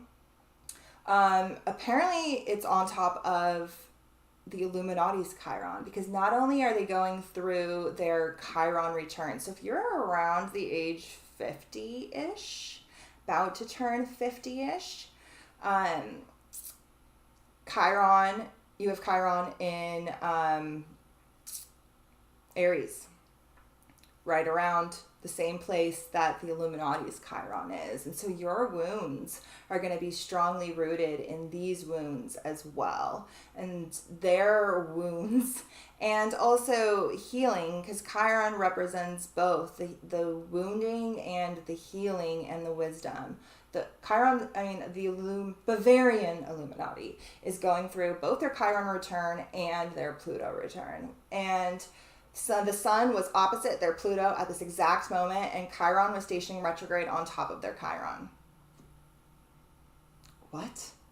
Yeah. Okay. So I pulled some charts. These charts are from the Luna software. I recently became an affiliate with this program. I'm in with this company. It's fabulous. It's so easy to read. Like if you're over there using like astro.com or things like that, it's like hard to read, hard to navigate. This program is really fabulous. It's only $5 a month or $36 a year. And with my coupon code, which is down below, or my link, it's like $4.50 a month or $32 a year. And they have tons of extra points. It's super fabulous. So I pulled it up on my phone because you can just pull it up on your browser, on your phone or your computer. And I was like, okay, what was going on at this time? And I noticed a couple of interesting things. So not only do we have that Sun-Pluto opposition that I've pointed out a million times already. Oh, also should be noted that both the Pluto of America and the Pluto of the Illuminati were natally retrograde. So I said in my video, they'll probably be doing a lot more things during these passes that are happening during the retrograde period because it's speaking their language. And we can see that that's kind of panning out. The Sun is conjunct Ceres, which is the earth goddess, and it's in a grand cardinal trine with Eris, the goddess of chaos and discard, and Hume. I'm pretty sure I'm pronouncing that wrong. Both Eris, Hume, and Pluto, which they have no business being dwarf planets, especially Pluto. If you're an astrologer, you know Pluto means business. If you've been working with Eris in your chart, you know that Eris means business. And they're both considered dwarf planets or minor planets. And Humami? I have no idea. I probably should have looked up the pronunciation. I normally do. She is considered a dwarf planet or a minor planet as well. She's actually a trans-Neptunian planet, and we're going to get into her archetype because it is so prevalent, and it comes back around later in the rabbit hole.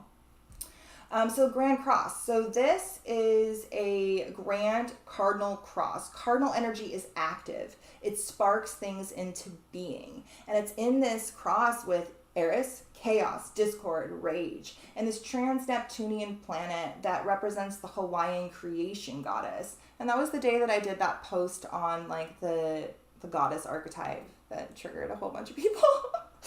But I was like, oh, so that's why my post makes a lot more sense in hindsight today.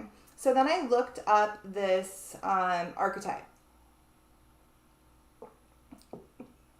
She is the creation goddess of the islands, which ultimately, CERN, animal magnetism, dams, all of these things are trying to harness the divine feminine. The dam is trying to harness the river for electricity and energy, and water and resources. That is, all of those things are divine feminine in nature. Animal magnetism is trying to work on this like magnetic current that runs through us all.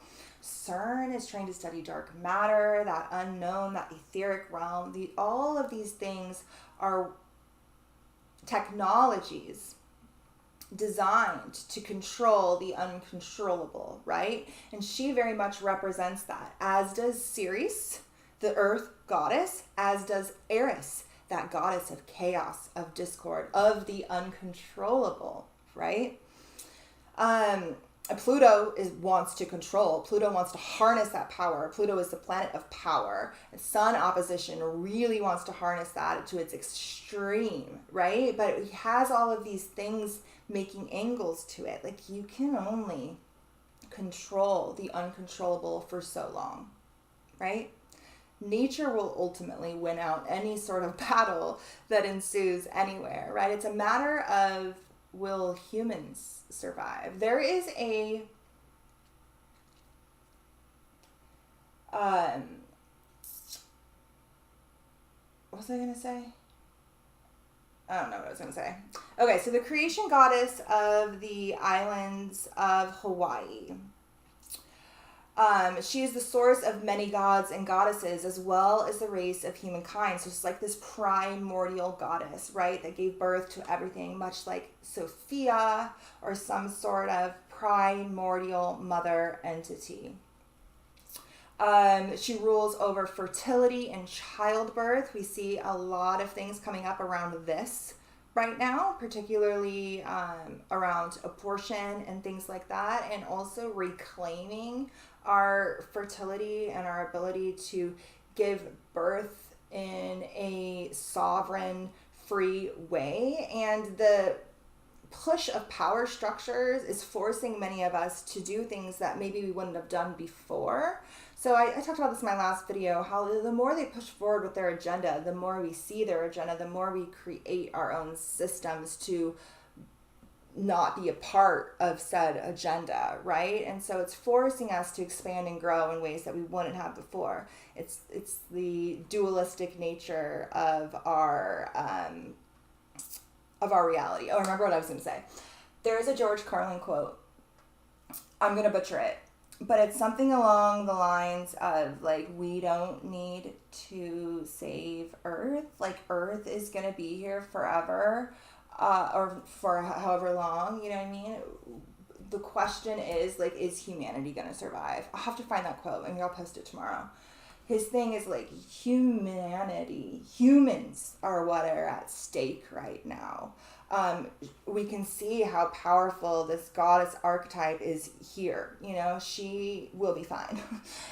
It's a matter of us finding her within to reclaim our power so that we too can be fine and we too can survive this, like, huge technocratic takeover that is occurring, right? So she possessed a magic stick from the Macaulay tree that would enable her to conjure up fish and other edibles. I thought that was cool because as I was reading this, I was high on edibles. And therefore, she is also associated with never failing food supply. She also has the power of eternal youth. With each birth, she was destroyed and subsequently recreated herself. This choice of planetary archetype arising in these times would seem to support the environmental concerns of dwindling resources, the dam, the water, we were just talking about that, and the response of, I looked up this word, it means fertility, but I've literally never seen this word before. They use it twice in two different, like, tenses, and I've literally never heard this word before, and I can't remember how to pronounce it, but it means fertility, that gives forth abundance. The astrology of Hoover seems to be related to love of the natural world and to the fertility of natural process. This archetype thus signals profound connection to nature, connection to source, and a form of natural charisma. It may well develop that this planetary archetype comes to represent the power of life to triumph, like I was saying, over adversity by drawing upon inner reserves of vigor and natural lore. The instinctual urge to survive at any cost, where she is located in the chart, can be a source of inner strength, spiritual connection, and protein flexibility. Also have no idea what that word means. This program, link is below. You guys can get this and you can look up this point in your chart, or you can find it on astro.com. A couple more things on this archetype. Like we said, she's the goddess of childbirth. During that time, congressmen and women mostly were being arrested at an abortion protest, literally as I was reading this, but it was super staged. So many things were on fire. She's the mother of fire and volcano and the volcano goddess. So many places in Europe are having wildfires. Obviously, the dam was on fire. Many things were on fire. She is said to have been born parthenogenically from parts of her body without male assistance. She was instrumental in teaching human women how to give birth and how to perform the important midwifery function. She's ever renewing, she's a young maiden, and then she's the dwarf planet. And I went on to say she shouldn't be a dwarf planet. None of them should be dwarf planets because their energy is not dwarf. Eris's energy is intense as hell. It's why Aries people are so intense, because they all have placements so close to Eris. Pluto, I mean, I don't think I need to kind of point out how intense Pluto is, because Pluto we can thank for everything we've experienced since 2020. So, I mean, you can see it with your own eyes. You go ahead and take a screenshot. You can come and read this. I'm not going to dive into this all, but it just goes on that she is, the planet has 8 moons, which correspond to her 8 children, which are represented in the 8 Hawaiian Islands. And I thought that that was really cool. And her name means sacred birth. I thought that that was really cool too. And it ties in later with this rabbit hole, so stay with me. Birthing, fertility, the goddess, the mother, primordial forces. Yeah. This is all from lindagoodman.com if you want to dive in farther into that, but you can take a screenshot and read it. Yeah, you can take a screenshot and read that too. Same sort of similar stuff. So I decided to look it up in my own chart, as you should in your own chart, where humame oh my God, is strong in your chart. You will find this energy of searching for spiritual answers, greater spiritual understanding. This is from Linda Goodman as well. Willingness to change religion if the path leads that way. Extraordinary versatility. Insight and quickness, innovation, a sense of the ideal and worshiping nature as revealing divine. Fantasy and mythology as a vehicle, a dislike of irony and skepticism, mystical awareness, pantheism, seeking to understand the spirit within underlying human beings, celebration of the divine, the creator, earnest, vivid nature, alive with spirit, nurture and the support of genius, interest in classical and metaphysical studies, having a sense of the unseen, a type of knowing the divine mother, and knowing that all religions lead to the same realization of the divine. Reading this, I was like, yeah, this thing's in my chart somewhere, because it pretty much summed up like my philosophy on life. And so I looked it up. And it's exactly like all at 24 degrees. In my first house, most of you will have it in Virgo because it moves very slow. But it's in Virgo for me, obviously. Conjunct Zeus, which represents that like patriarchal dynamic, and Mars. And it's in my first house of the self. In a grand cross with my nodes, technically, but with my Chiron and my moon and my Uranus and Ceres, the mother. Like, it's very strongly aspected in my charts. I was like, oh, that makes a lot of sense. And again, if you want to find out, you can get the software. You can go to astro.com. So then I started chatting with my Spanish conspiracy tinfoil hat astrology friend on Instagram, and she sent me some pictures of this monument that were not shown to me in that Medium article that I read, which seemed to be kind of the most important parts of the monument. So I'm so glad she sent this my way. And she's all, for me, it's obvious that both these monuments are like altars or ceremony places. She sent this and I was like, yeah. I was like, yes, absolutely. How did I not see this? So she sent me these two and this. Obviously you can see Colorado. It's from the Colorado River. The all-seeing eye. Some, sort of like shield symbolism. I mean, it's the hammer and the pick, which kind of also represents kind of like the sickle. But, these are the workers that built it, probably is what it's representing. And then it has this sort of saying here in Latin. And I was like, all right, what does this mean? So I went in.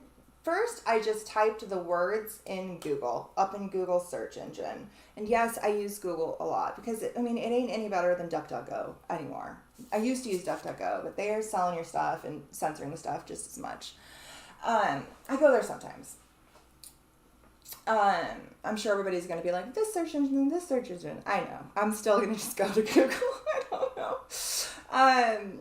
So I looked this up. If you type the words straight up, nil sign numine, into Google, the first thing that pops up is like, this is the motto of Colorado. This is at this monument here.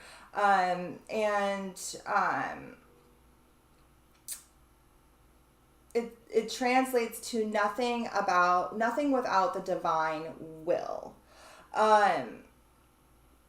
I then translated it directly into the Latin translator, and I got multiple other translations. The divine will, obviously, the will is the light expression, and the divine will is always going to be representing some sort of outside authority figure, some sort of demiurgic, some sort of controlling authority figure. It can be the God of the Bible, it can be whatever it may be, but it's something outside of you.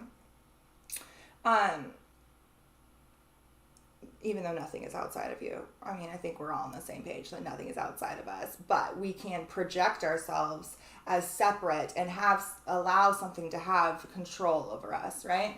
So I put it into the translator, and in the Google Translator, when I translated it from Latin to English, I got nothing without the power.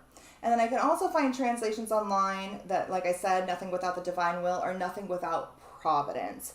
I wrote here, they're all referencing a specific divine providence, a specific eye of providence, a specific will, the will of the light-based orders and the power structures who worship it. This is a picture of that monument. I wrote here, do you see the Masonic square and compass? Or rather, compasses, because apparently that's what they are. You can see the circle up at the top, the compass, and then the eagle made into the shape of the square. It's pretty apparent. This is inside that giant circle that is the processional wheel, the processional great year. And then this is in the middle. We have this flagpole in the middle with the flag on top of a black cube. It doesn't look very cube-like. I didn't catch it at first. Somebody else caught that. We'll get there in a second. Because it's not perfectly cubed, and usually cubes are perfectly shaped, but on top of a sort of like altar cube thing, and then planked by these two angels, probably representing the pillars of Freemasonry, and then that middle pillar between, right, that is aligned with the pole star. The Freemasons, even though they are very focused on, like, in their more available teachings, you'll see a lot of focus on Sirius or the sun. When you get really into their teachings and any sort of occult teachings, and you get to the root of it, they speak very heavily, and a lot of their symbolism in their lodges or in their alchemical depictions are talking about the pole star. It's one of the things that's hidden the most in the occult esoteric world.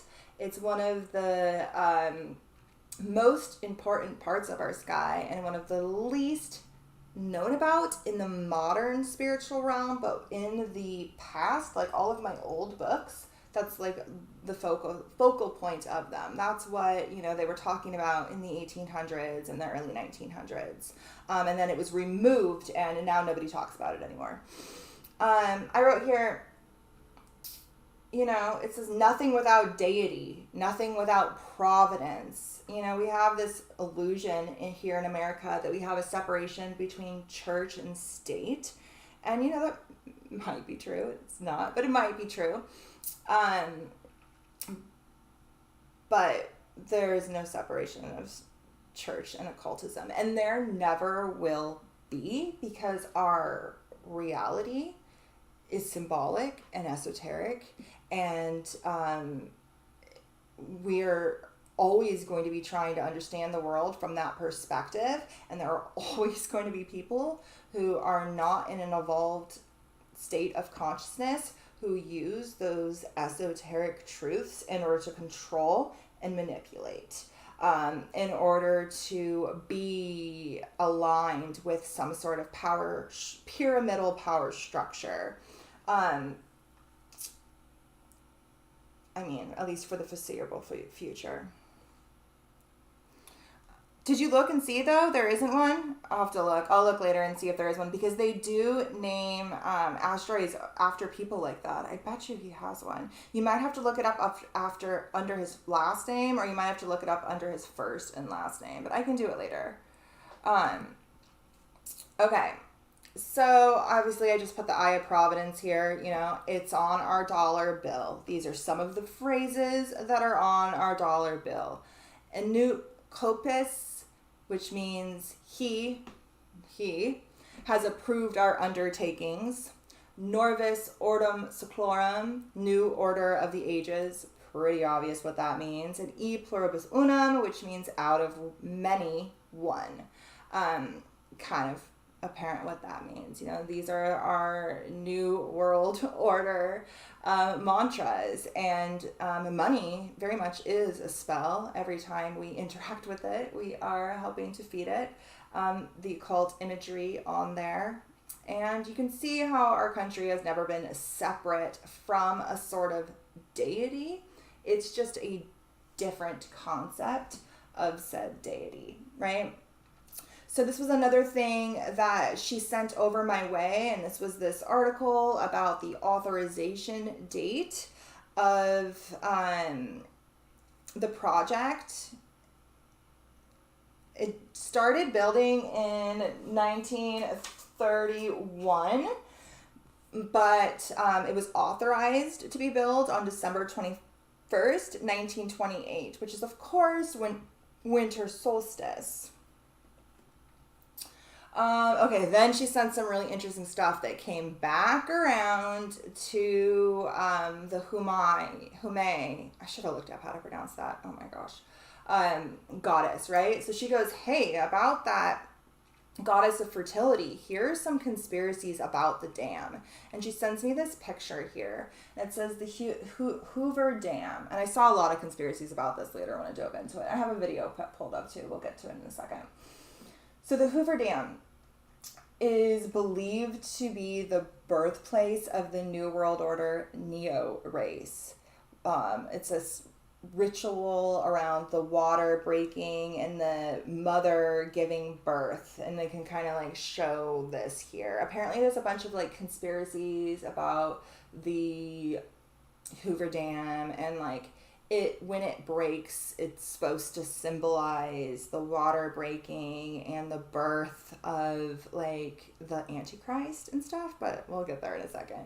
But she shows this, and I was like, and she says it's really interesting too about the monument and the people who lost their lives working in the dam. And I was reading about that. Like, there are like hundreds and hundreds of people who died in a bunch of different really weird ways. It's believed that some of them like fell into the mixing. It also believed that like the mob was hiding bodies in it as well. But there was a lot of people that supposedly died during the making of the dam. And, you know, we both were like, I think they were sacrifices. I think maybe some people fell off the dam. It's dangerous work, obviously. Some people died.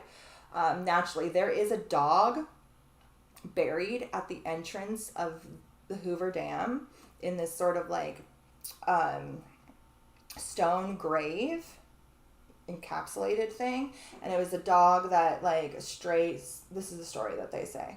This is the story that like the mainstream things say. I watched like a documentary on the Hoover Dam. The dog was a stray dog, and they found it at the beginning of like construction, and it like followed everybody around. It was like everybody's pet, and then it accidentally got ran over by a car, and they buried it right at the entrance. It could be true. Who knows? So she says that, you know, President Hoover was very rooted in the occult, and he is. This is a link to information on his heritage site, and it has a statue of like veiled Isis. And she's all, you can't make this shit up. It's so funny. And I wrote here, you know, I love how they always secretly worship the goddess, yet they implement these light-based control systems for the masses, which we really see manifested in the New Age community now, you know? There's a bunch of urban legends about the Hoover Dam, from like aliens to ghosts to all kinds of things. And there's an article on Raker that you can dive into for that. So I want to show you guys this video. We're going to go over and look at this video. I was looking up, like, I saw, you know, that altar, that circle casted there of the stars with the pillars and the pole and the square and compass. And I'm like, this is for casting spells. Like, what kind of rituals have they done here? And so I looked into things that have been done at the dam. And I found this video from 2015. It was a huge... Well, let's just go, like, I'll read the thing.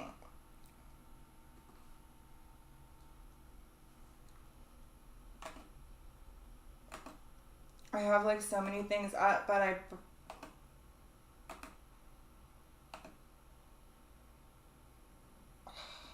should have put them in some sort of order that made sense.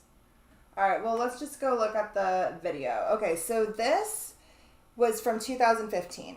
It is a huge advertising campaign for a truck company. And by truck company, I mean like truckers, like the kind of freight companies for trucks. And they did this huge event that took like thousands of people and all kinds of time.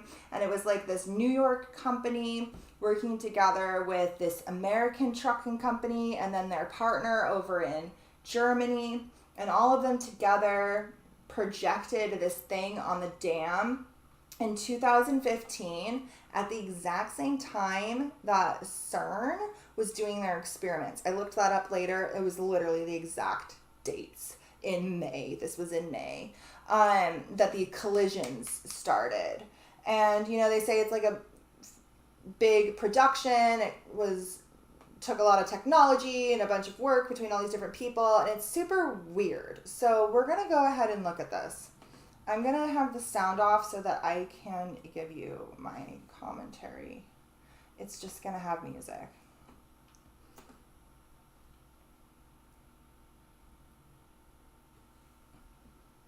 Oh, it says, like, everybody, welcome to Hoover Dam, is what it says here. Okay, maybe I will do this. No, because the rest is just music. It's fine.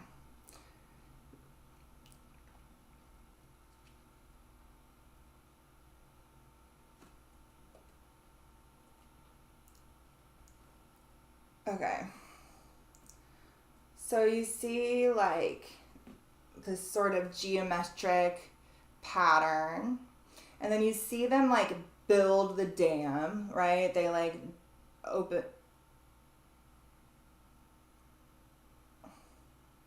Right? Oh, yeah, there's, like, water flowing, and then there's, like, vegetation growing up, and then they, like, build the dam. So this must have been the river before they built the dam, right? And now they're like, oh, look, we're building the dam. Total normal. Seems like regular stuff you'd have at a dam, right? And then I think water starts to flow. Okay, no, this thing first. Pretty weird.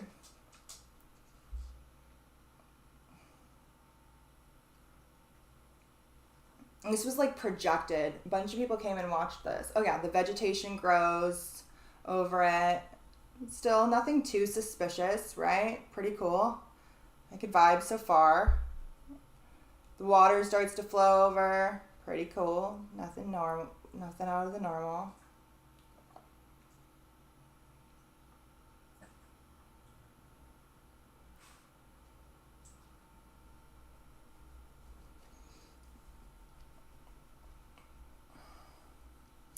So then all these like cube structures come out and you see this sort of like portal open up. Like, okay, you guys, like this is fucking CERN, right? Like this is a Hadron Collider. Watch. Spinning, spinning.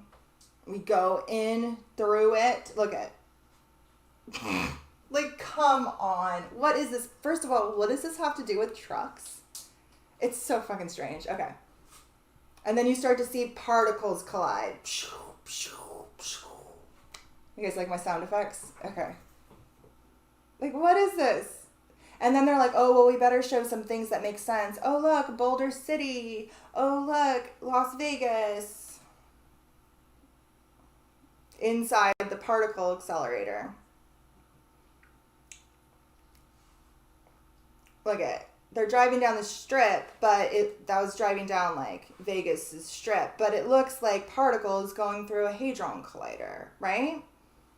Maybe I'm crazy. I mean, it's possible. And then it's like, oh, welcome to this by Freightliner, blah, blah, blah. Okay, super weird. And so I was like, okay, couple things strange here. One, that looks like a hadron collider. What was CERN doing back then? So I went to their Wikipedia page. Super easy to see all of their dates because they have them laid out so nicely for us. And at that exact same time, they were doing another record power experiment where, I mean, now we're even stronger, but back then it was the strongest they had ever done. And at that time is when the collisions started. I found it interesting that it was a German company working with an American company because Germany is so rooted in all of this, especially in CERN. Germany is one of the founding, this is directly from CERN's website, Germany is one of the founding members of CERN. And they're, to this day, rooted in all of their experiments. They work hand in hand with the French scientists, with the Swedish scientists, with the world scientists, but they have like a board of control of it because they helped to found it. And then also, you know, I love pointing out that, you know, that is where the Bavarian Illuminati originated. Like, people don't point out the German connection enough, unless, of course, they're leaning into World War II and Hitler's ties to the occult, which is something else entirely, in my opinion. So this is where my rabbit hole kind of ends. I was like, this is suspect. Weird stuff going on here at this monument in general. And then I woke up this morning and everybody was sending me Chanda's stories. So I don't know if you guys follow her. Her handle is always changing because she's constantly being taken down. Right now she's called Still Shining Bitches. But, you know, she's always going off on tips in her stories. I dove into a couple of these. A lot of these are absolute nonsense, and we're going to talk about why. But some of her stuff is pretty interesting. So everybody was, like, sending me her stuff, and she got to a lot of the same places I did, but through a different lens. And she saw things that I didn't, and I saw things that she didn't. So, like, together, our rabbit hole makes a lot of sense. But some of the stuff she said is just not true at all. So this is what everybody sent me this morning.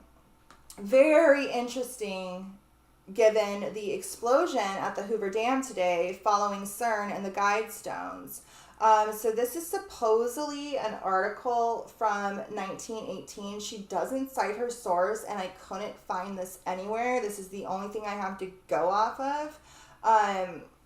She later reiterates a lot of these facts. I checked them all out, and only some of them are true. But I'm just going to go ahead and read this.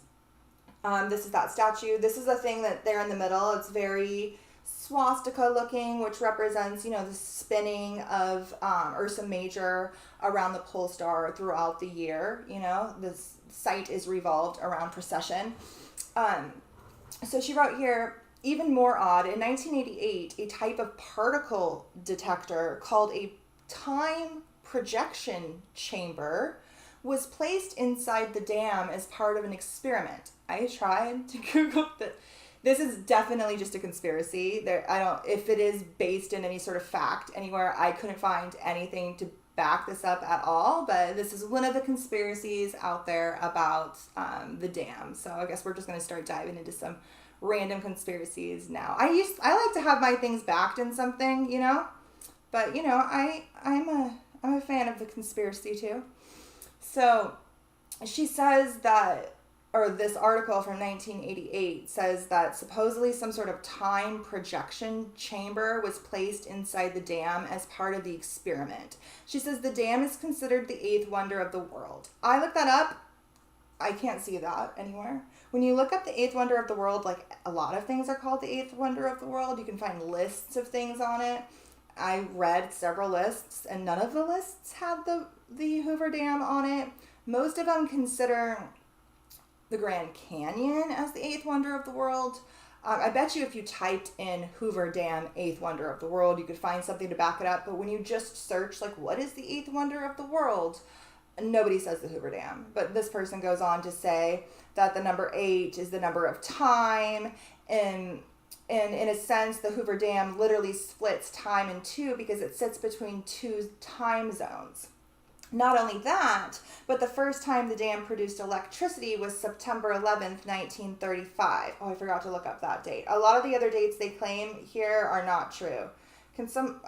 I don't know if that one's true. I didn't check that one.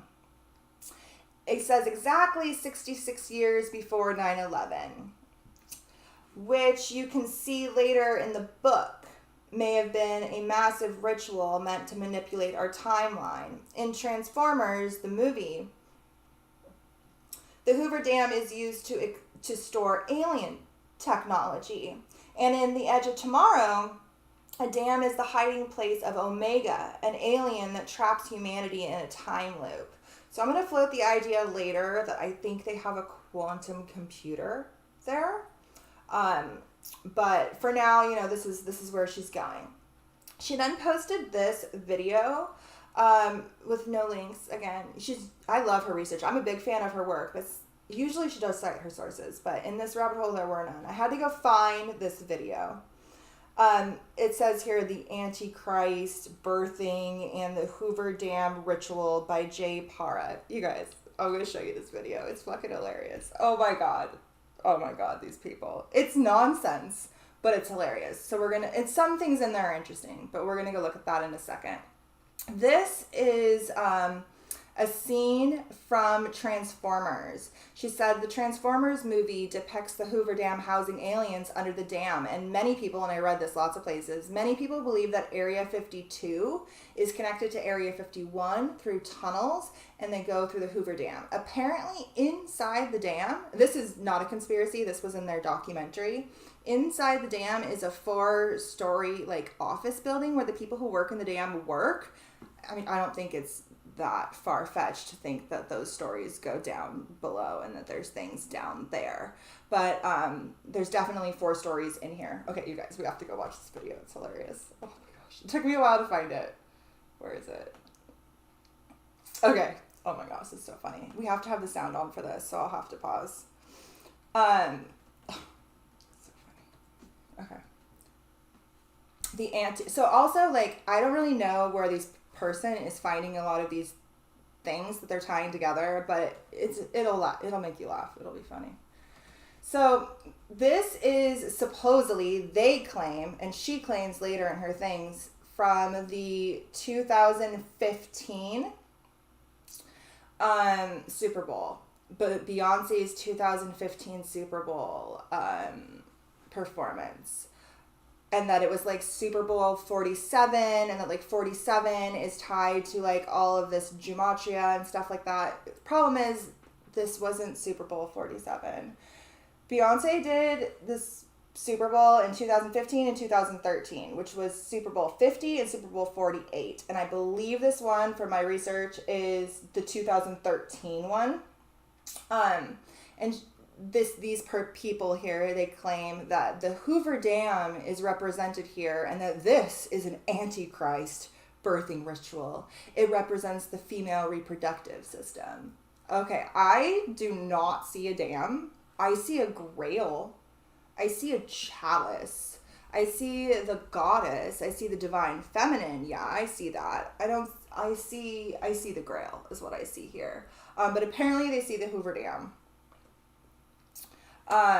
It says here that the super wing disc is shown here, and will the Antichrist arrive? What does that say? Come on, I want to read that bottom part.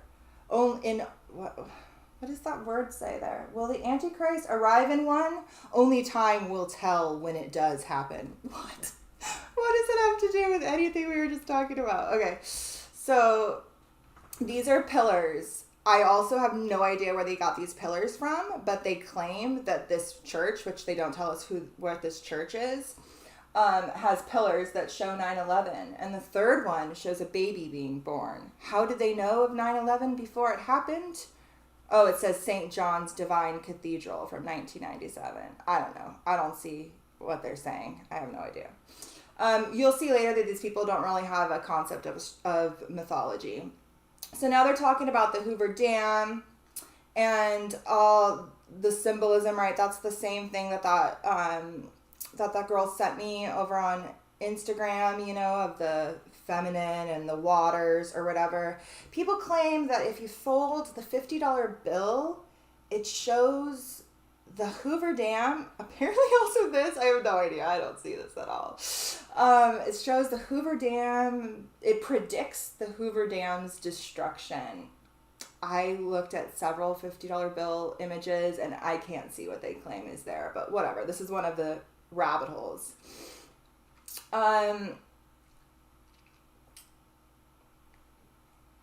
When the Super Bowl, okay, so during Beyonce's performance, that they're going to show part of it here in a second, during Beyonce's performance, that they claim is in 2015, but it was actually in 2013, she had that sort of like grail goddess thing. Later, there's a light thing that goes on, and at the end of the performance, half of the lights, and I looked this up, this did happen, half of the lights in the stadium turned off. And apparently it was the side that was like pointed towards the Hoover Dam or whatever. And so they think that this was like a Hoover Dam ritual. Okay, these people are hilarious. You have to listen to them. It's so funny. Okay.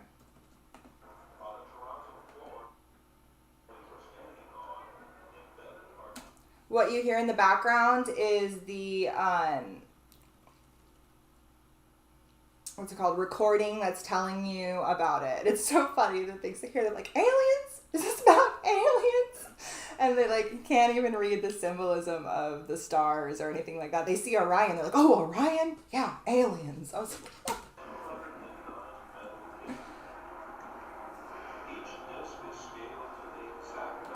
like, it has 209 pieces around the perimeter, and 209 is one of the processional numbers.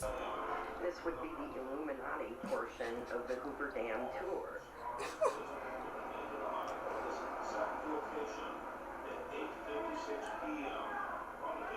It's not taking pictures. This will be the Illuminati portion. So, in the next couple of slides that I show you, Chanda goes into saying like, oh, look, this is the cube of Saturn, the black cube. I missed that originally. I can see how she can see that, and I bet you that is probably what they were going for. I guess I didn't catch it because it's not technically a cube. It's like elongated. But there's definitely this like black cube in the middle, which is, you know, representative of Saturn symbolism, and that sort of like a Borg hive mind control structure.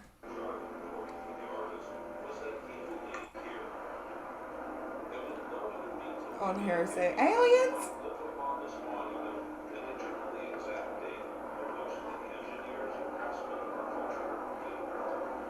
Oh, so it's about aliens.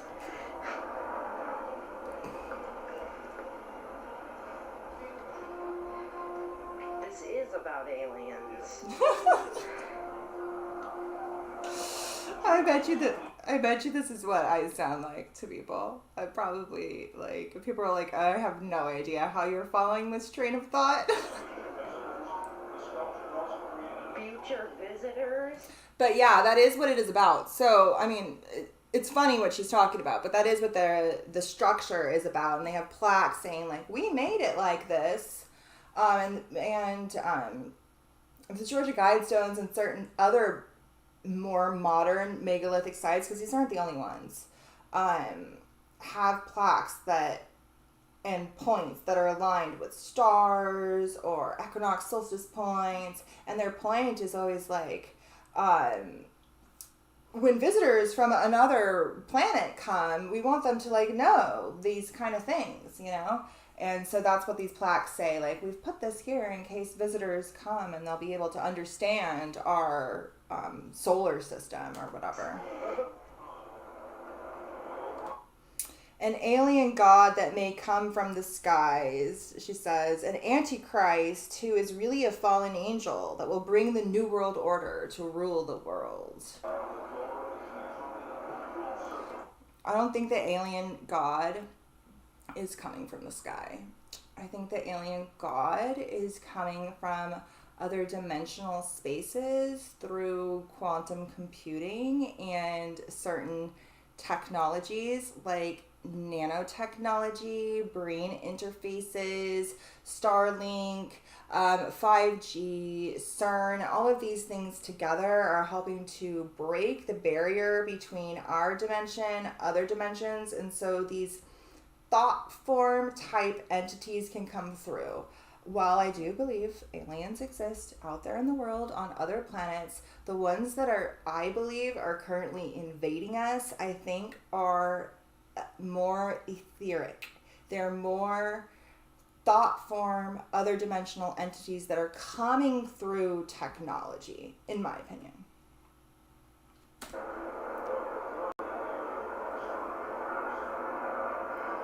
What does that say?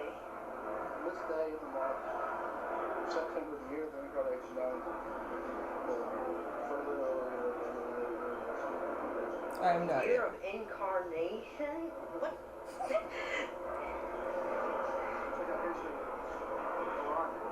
Orion. Which one are we looking at here? That's the dip. Which one are they showing you? I'm not sure, actually. So that's the kind of like square and compass.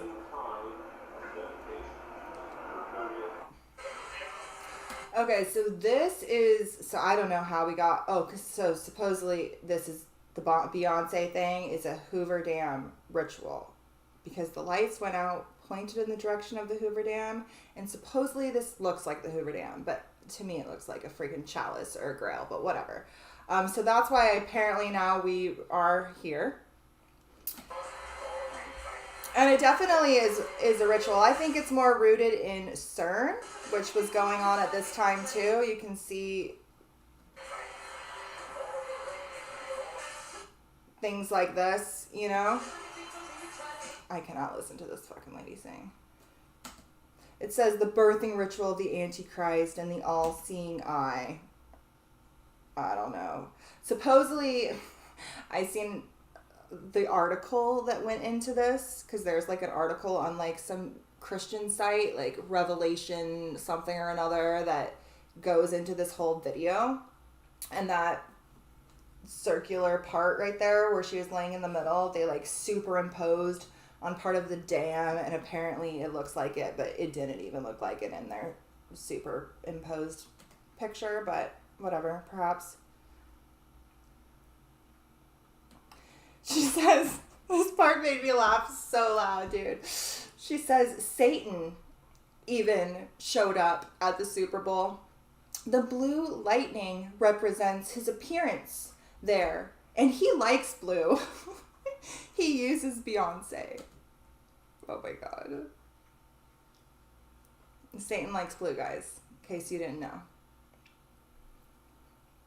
So we see her eyes. That looked more like multi-parallel, fractal, dimensional realities to me. It looks more like a CERN ritual to me, but whatever, you know. We all see what we see, but definitely looks like her fractaling off into different dimensions, perhaps. So then she does this thing with her arms where they multiply, much like the Hindu deities. They go on to say that the Hindu goddess Shiva, everybody thinks Shiva is a goddess. I think it's the A at the end of his name. Shiva is a dude.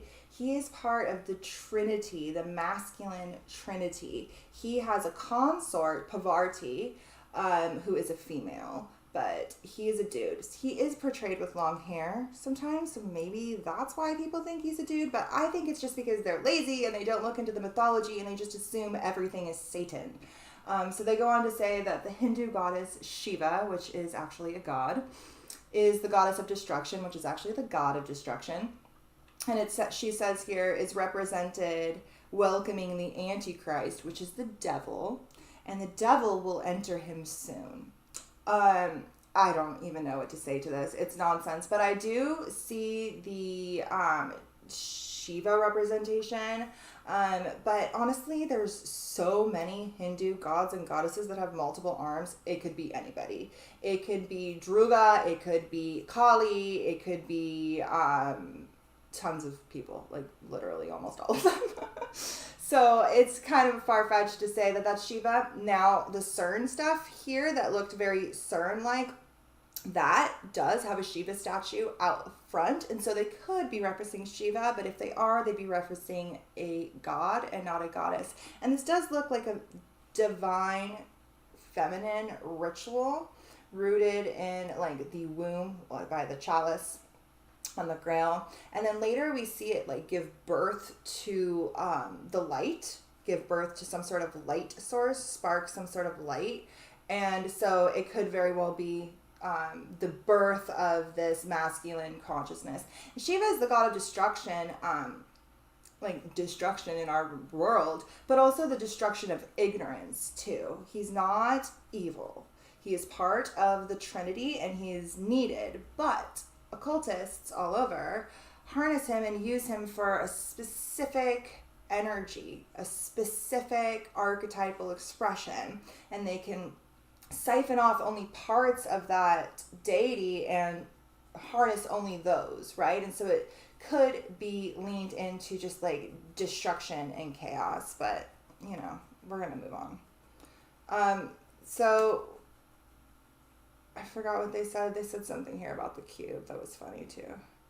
So you can see this looks kind of portally. It does, you know.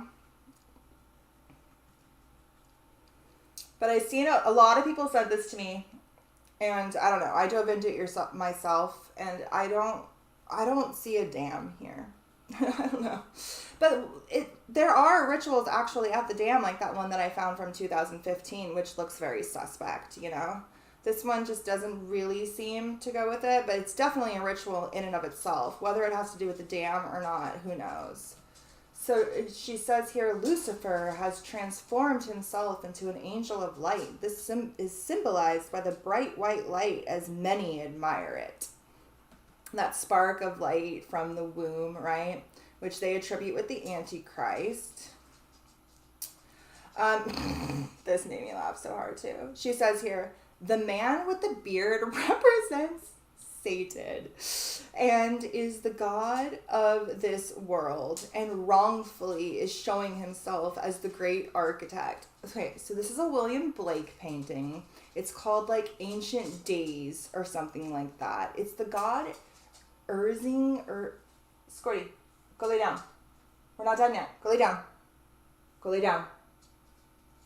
Thank you. It's pretty much the demiurge. It's the demiurge. It's the controlling creator who created this reality. It's much closer representative of the biblical God as it is to Satan at all. So I think it's hilarious because it literally represents probably whom they, because this seems to be very rooted in the Christian conspiratorial mindset. The deity that they probably align with is actually who this is representing. But it's a William Blake painting. It's definitely not Satan. If anything, it's the demiurge. Yeah, yet again, this looks like a grail to me. But they say it's the dam. I don't know, man. Maybe. Who knows? The $50 bill thing I don't get either. But I don't know. That doesn't look like it to me. And you guys, I am conspiratorial minded, but I can't grasp this one. This was them. The lights went off. All the lights went off. That's pretty suspect, and I bet you that's part of a ritual. Whether it's connected to the dam, I don't know. She says, this is a quote from Revelations. We don't need to read that. And she goes off on a whole bunch of different random tips on the Pope. And things that just aren't even part of this. So we'll just move on. But anyway, I really wanted to show you guys that. It was hilarious. If you guys want to come watch the rest of this, feel free. But this is what everybody was sending me today. So, no. I found the video. It's strange. I wouldn't say it's a Hoover Dam birthing ritual, but it's definitely a ritual, right? And so we have this concept of underground alien technology, weird birthing rituals, this control of the water, of the feminine, and this dam that will probably someday break. I'm sure that is in their repertoire, but I think they just kind of want us to think it's going to break. I think it's powering something very important for them. All right, so she goes on to say that in the first Transformers movie, the leader of the Decepticons was being held underground at the Hoover Dam. And it was like some side of like Area 52. And then like Megatron was there, whenever I hear Megatron, I always think of like Metatron and these concepts of these like archangels or these sort of like authoritarian light-based deities, right?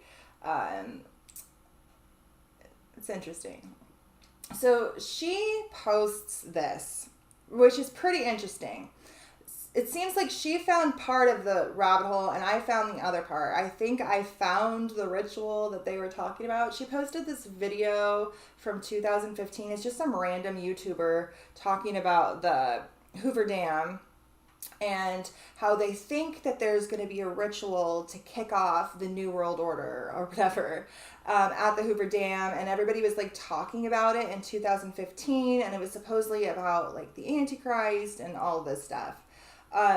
Well, that video that we watched where it was for the truck company and what looked like CERN and the Hadron Collider during the CERN event of that year was in 2015. It was on the dam. She doesn't talk about it. I don't think she found it. But maybe that's what these people were talking about here. I don't know. I didn't see anything Antichrist-like, but that's probably the best description of maybe what would be coming through a Hadron Collider. Who knows? She says that the Hoover Dam has 3 black cubes, a larger one in the middle and 2 on the side. None of these look like cubes to me. I can kind of get down with this one, perhaps trying to symbolize that black cube Saturn because they have it every single where. But like to the stonemason who built this, like, do you not understand proportions? It doesn't look cubular to me. But I bet you that is what this one's representing. These ones I think are just pillars. To me, this is more the Masonic pillars, maybe the cube in the middle, perhaps. But I think this probably is just the base for the pole in the middle pillar in the middle, right? Okay, so I checked all these dates, and so many of these things are wrong, so I would like to fact check these, okay? She says, Hoover Dam, interesting facts. A lot of these are not facts. She says that construction began in 6633. That's not true. I looked up when construction began, and it was 1931. So, that's not right. She says here that it first generated electricity in 9/11/35, 66 years before 9/11. That's the one I forgot to look up. I don't know if that one's true, guys. I forgot to look that one up. But some of these ones are true. It is constructed with 6.6 million tons of concrete. I looked that up. That's true. 6.6. It says more than 6.6 million tons of concrete. So that's accurate. The base is 660 feet thick. Yep, according to Wikipedia, that's true. It's built in the Black Canyon. Labeled the 8th wonder of the world and all this, that is, definitely subjective. So many things are labeled the 8th wonder, and I can't actually find this thing mentioned as the 8th wonder anywhere. Even though I would have loved the 8 to have been pulled into this for my whole Lionsgate rabbit hole, I couldn't make that one work. It doesn't work. She says Saturn is the keeper of time. That is true. And they worship Saturn. Many of them do, yes. And which is why the black cube of Saturn is everywhere in our world. It is everywhere in our world. And she says that a time projection chamber was inserted in the dam in 1918. I wouldn't call that a fact. I can't find that anywhere. It's plausible. Who knows? This is a 1988 article. Again, I don't know from where, but this is where it says that about this time projection chamber or whatever. It says the Hoover Dam holds the key to the universe. A tunnel deep within the Hoover Dam in Nevada will soon house an experiment to observe an extremely rare subatomic event called a double beta decay. Scientists from the University of California at Irvine say that a year-long experiment will increase understanding of fundamental properties of matter and may play a role in predicting the ultimate fate of the universe. Later this month, engineers will install equipment for the experiment in the dam. About 140 cubic meters of rock will shield the equipment called a time projection chamber. Please, if anybody can find anything on this, send it to me because I couldn't. A time projection chamber from a bombardment from cosmic rays that would otherwise disrupt the experiment. Oh my God, it's just so small. Okay. In August 1987, right before I was born, that's fun, Michael Moe and other physicists at Irvine announced that they had made the first observation of a double beta decay, a subatomic process first suggested 50 years ago. During double beta decay, a neutron in an atomic nucleus of selenium-82 decays into a proton, a neutron, and an electron, which is a beta particle. The atom selenium-82 turns fleetingly into an atom of bromine-82, which decays almost immediately into krypton-82 during the process, according to accepted theory. Another neutrino and a second beta particle are emitted, hence double beta decay. These words are like smushed and like pulled out and so small I can barely even read these. Okay. The neutrinos cannot be detected directly, but scientists deduce their existence from the fact that they carry some of the energy emitted by electrons. However, recent experiments by Moe's group suggest that they're talking about a whole bunch of physics stuff. Supposedly, this is in the dam and has been since 1988. I can't find anything about it. Please let me know if you do. But she goes on to say the same thing that I was doing. The amount of connections between CERN and the Hoover Dam is insane. And it is. She says that there's interesting tidbits about Area 52 being under the Hoover Dam, which is literally what is depicted in the Transformers movie. And then she goes on to that here and talking about like the UFO alien aspect. This is when she's talking about the Transformers movie. In the Transformers movie, they depict the Hoover Dam, and the black cube represents the all-spark, the thing necessary to harness technology and rule the universe. The guests hold of the all-spark. Decepticons want to use it to defeat the Autobots and take over the universe. Sector 7, a secret government organization created by President Herbert Hoover, discovered the all-spark in the Colorado River and built the Hoover Dam around it to mask its energy emissions. The still frozen Megatron was moved into this facility and was used to advance human technology through reverse engineering. It's pretty interesting. She goes on, somebody messaged her and said something about Christ and the woman wilderness and the gates of water and all of that, which is interesting because that's the same thing that my astrologer friend sent me. And so she got to that same sort of place with, different information. The concept of the dam being this birthing canal, and when it breaks, this sort of like connection to the goddess and fertility, and ultimately maybe used as some sort of giant ritual in the future. And yeah, you know, she goes a whole bunch of places. So this I read about, but I couldn't find the picture. She found the picture. Good job. When I was reading about the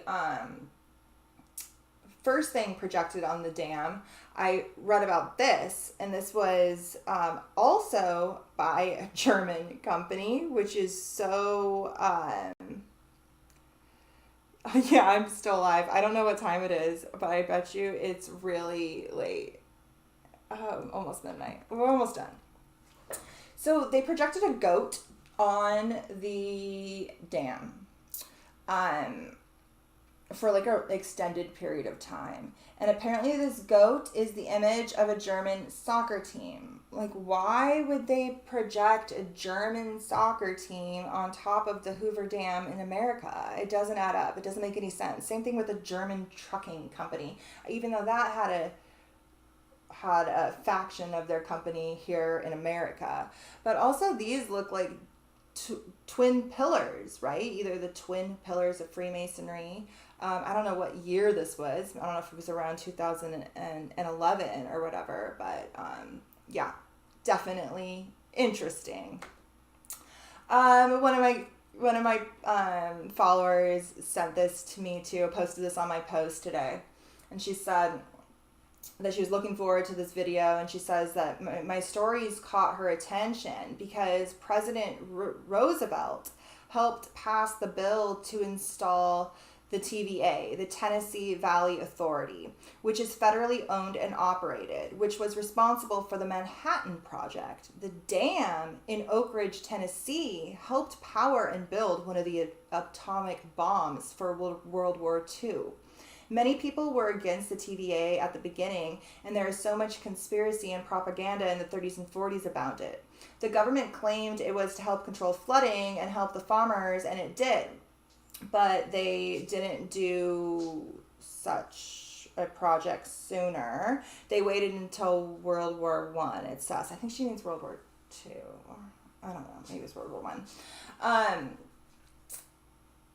So that got me thinking.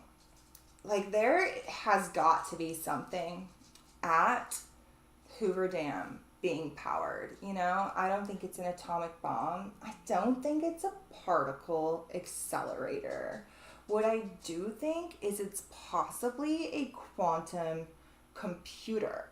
And I was thinking that, and then another follower sent me this video, right as I was like coming to that kind of conclusion. And so I think I am on to, oh, this is Chanda. Go follow her. She's fabulous. She really does a really good job of diving deep into things. But always do your own research, as you can see. So this is a video over on YouTube, and it says, have you heard of the D-Wave computer? This is something we talk about in the Shuman Resonance video. And the Dark Journalist goes into extensively, as does the research of Alana Freeland. Her book, Under the Ionized Sky, goes into that pretty deep too. She also does not have a good mythological lens, and she also thinks Shiva is a goddess. But she gets the technological aspect that I don't understand, you know? And I guess I can come with the mythological lens. But this is the D-Wave computer. We're going to watch this really quick. It's very short. By the way, the D-Wave computer is at CERN. It's at Google. China has one now. They don't mention that. I think there might be one in the dam. When they're talking about alien technology, aliens being held under the dam, I think that it's this, though. I don't think it's literal. I think it's, it's literal, but I think that it's more rooted in technology and something that needs a lot of energy to run. Okay.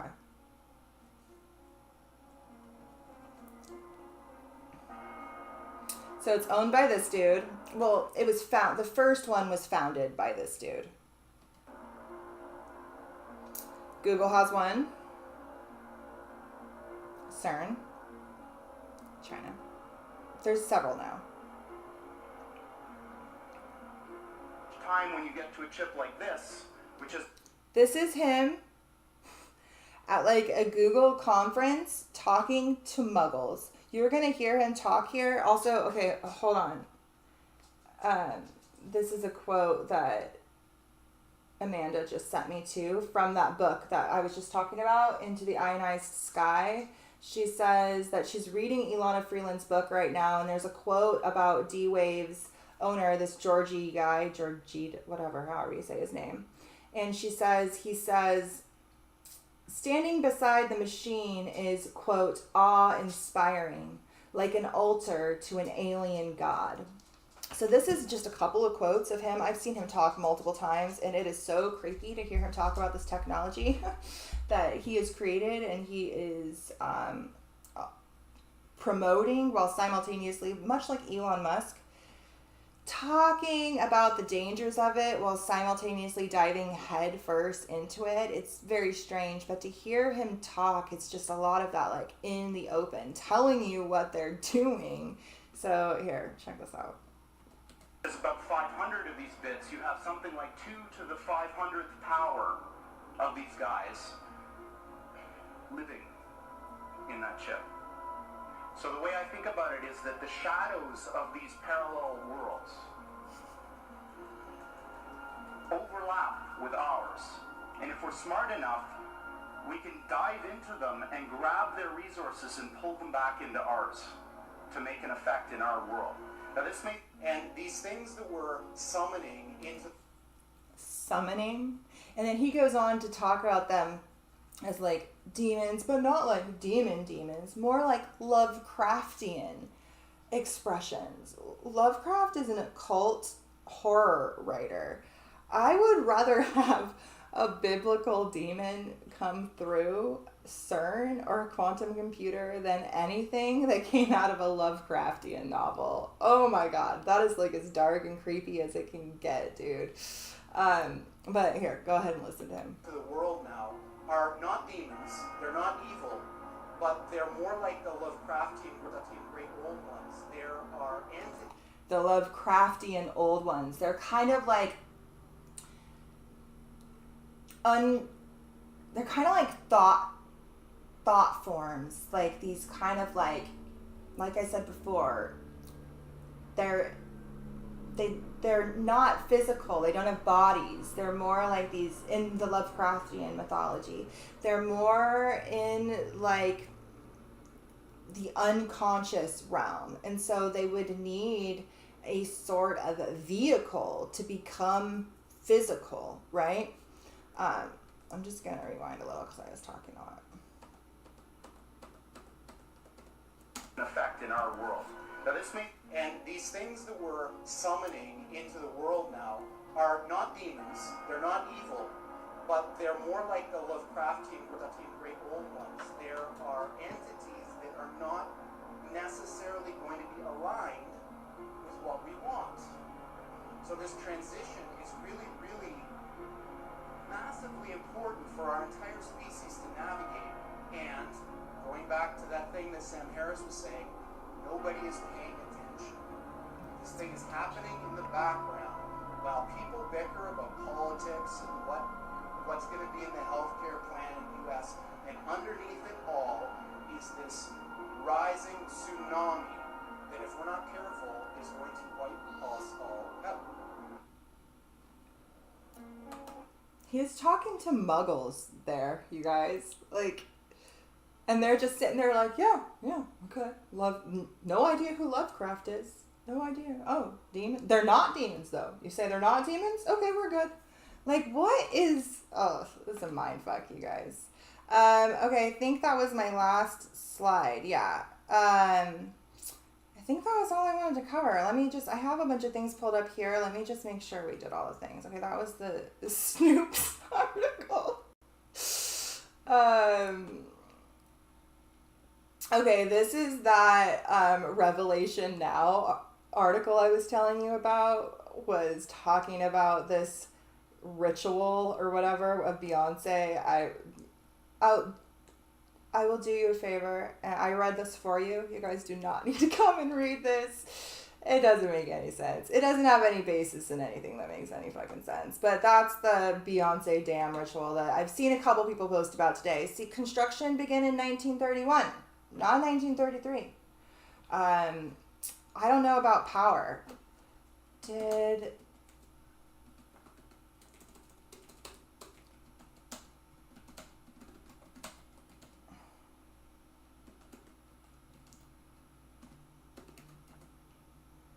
October 9th, not 1936, not September 11th, whatever. So yeah, I figured that wasn't right. They love to just have everything add up to 66. Some of the things, to be fair, did add up to 66. There were 66 million, 600,000 tons of cement used to build it, and its base was 660 feet. That is true. But again, yeah, I read about the eighth wonder of the world. Couldn't find anything about the Boulder Dam. Would have been cool. You guys can come watch this crazy shit if you want. And yeah, I looked up the Beyonce stuff. It was in 2013 and 2015. She did it in 2013 and 2000 and is it 15? I think.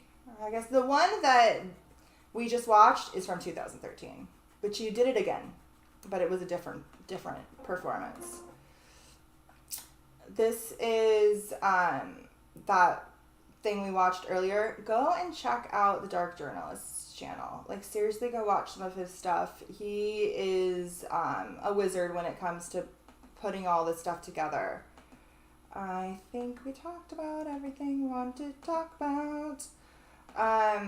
Oh, this is the quantum computing guy. I think my next rabbit hole will be like D-Wave. I want to dive into like Lovelace and CERN and like the Orphic Mystery School connection to AI and quantum computing and this guy and these computers, these D-Wave computers. I think that'll be my next rabbit hole. So I guess stay tuned for that. I'm going to come check in with the chat really quick and then we'll call it a night. Oh my God, those words were so small I couldn't see. Okay. Stephanie says, I just saw a report on German TV about quantum computers about a week ago. Them saying, of course, it's all for research right now. And she says, sure. Yeah. It's 8:24 there. Yep, German soccer team. She just woke up. Okay, everybody's saying... Dustin says, I once saw a document about blood mixing with concrete and it did something. It was either a patent or maybe an FBI document stating its effects. I don't remember, but you just resurfaced that visual. Oh my gosh, that sounds crazy. I heard that when you like look into like all the different deaths and stuff like that, they say that it's a myth that there's bodies mixed in with the cement, because if there was, it would be structurally unsound and it would like crumble and break. But I don't know. I don't know. Maya says, why is it only broke people talking about these things? I don't know. I'm definitely fall under the broke people category though. Okay. Everybody is, all right. Thanks for staying with me, guys. It's definitely a long one. There are a couple of videos here on my channel that I would recommend watching to kind of get an idea of all the different rabbit holes I've been in between last year and this year. And like an idea of, you know, I guess all the things I've uncovered. I've had some clients recently dive into these videos and be like, you need to tell people about them, because I think these things all need to be watched to kind of get an idea of like this knowledge base that I'm talking of, so we know what I'm talking about. So obviously the CERN video that just came out last month, It's on there. The Shuman Resonance video, which you can find linked to my bio on Instagram, or you can find it here on my YouTube. The Lionsgate video, definitely make sure you watch that. The Ophiuchus video, which is also on YouTube. And then Atlantis is going to be stationing direct at the end of the month on the 31st on my daughter's birthday, and the same day as that huge conjunction at the end of the month, which is the North Node, Uranus, planet of high technology, Mars, that fiery planet of action, all conjunct in Taurus on top of the asteroid CERN, right as Atlantis stations direct after a retrograde period. I did a very deep dive into Atlantis. I'm low-key obsessed with Atlantis. I don't know if you figured that out. There is a playlist here on YouTube that has like hundreds of videos, all of which I've watched, all of which had at least something decent in them that made me bookmark them and put them on my playlist. You guys can go and watch that. They're not ones I've created. But I did a deep dive on Atlantis and the astrology of Atlantis. I turned the clock all the way back to then, mirrored here. I went in this whole rabbit hole maybe about a year ago on Patreon. This has been a Patreon only video since its inception, and I'm going to release it at the end of the month here on YouTube when Atlantis stations direct. So keep an eye out for that. That's also definitely a must watch. Also, the Axis Mundi video, which is linked below, is a Patreon only video, but it is linked below on here. Please watch that one. That one's really good too. Okay, I think that's it. That's all I wanted to say. All right. Thank you guys. Have a good night. Oh, you're very welcome. Definitely have to head over to Patreon. Yes, please head over to Patreon. It's linked below. It's a sliding scale. You can get access to all my videos. I do multiple videos a month over on Patreon for the moons, for $3. Like, you can get out the lowest one. If you can afford more, I would appreciate it, but you can get access to it for $3 a month. And it's linked below. And it helps me be able to do this because, like I said, I am one of the broke ones. And I have 2 kids. And, you know, this is my only business right now. And I just got monetized here on YouTube. And YouTube pays very, very little. So if it weren't for Patreon, I wouldn't be able to do this. I wouldn't be able to do what I'm doing. You guys definitely make it possible. And for those of you who have supported me over there, thank you so much. Some of you have been with me since the very beginning. And I appreciate it. I appreciate it so much. Have a great night. We're probably going to be doing more videos like this lately. I just fall in the rabbit holes, and then when I feel like, oh, there's something here, I'll turn it into these videos. But have a great night, and I'll see you later.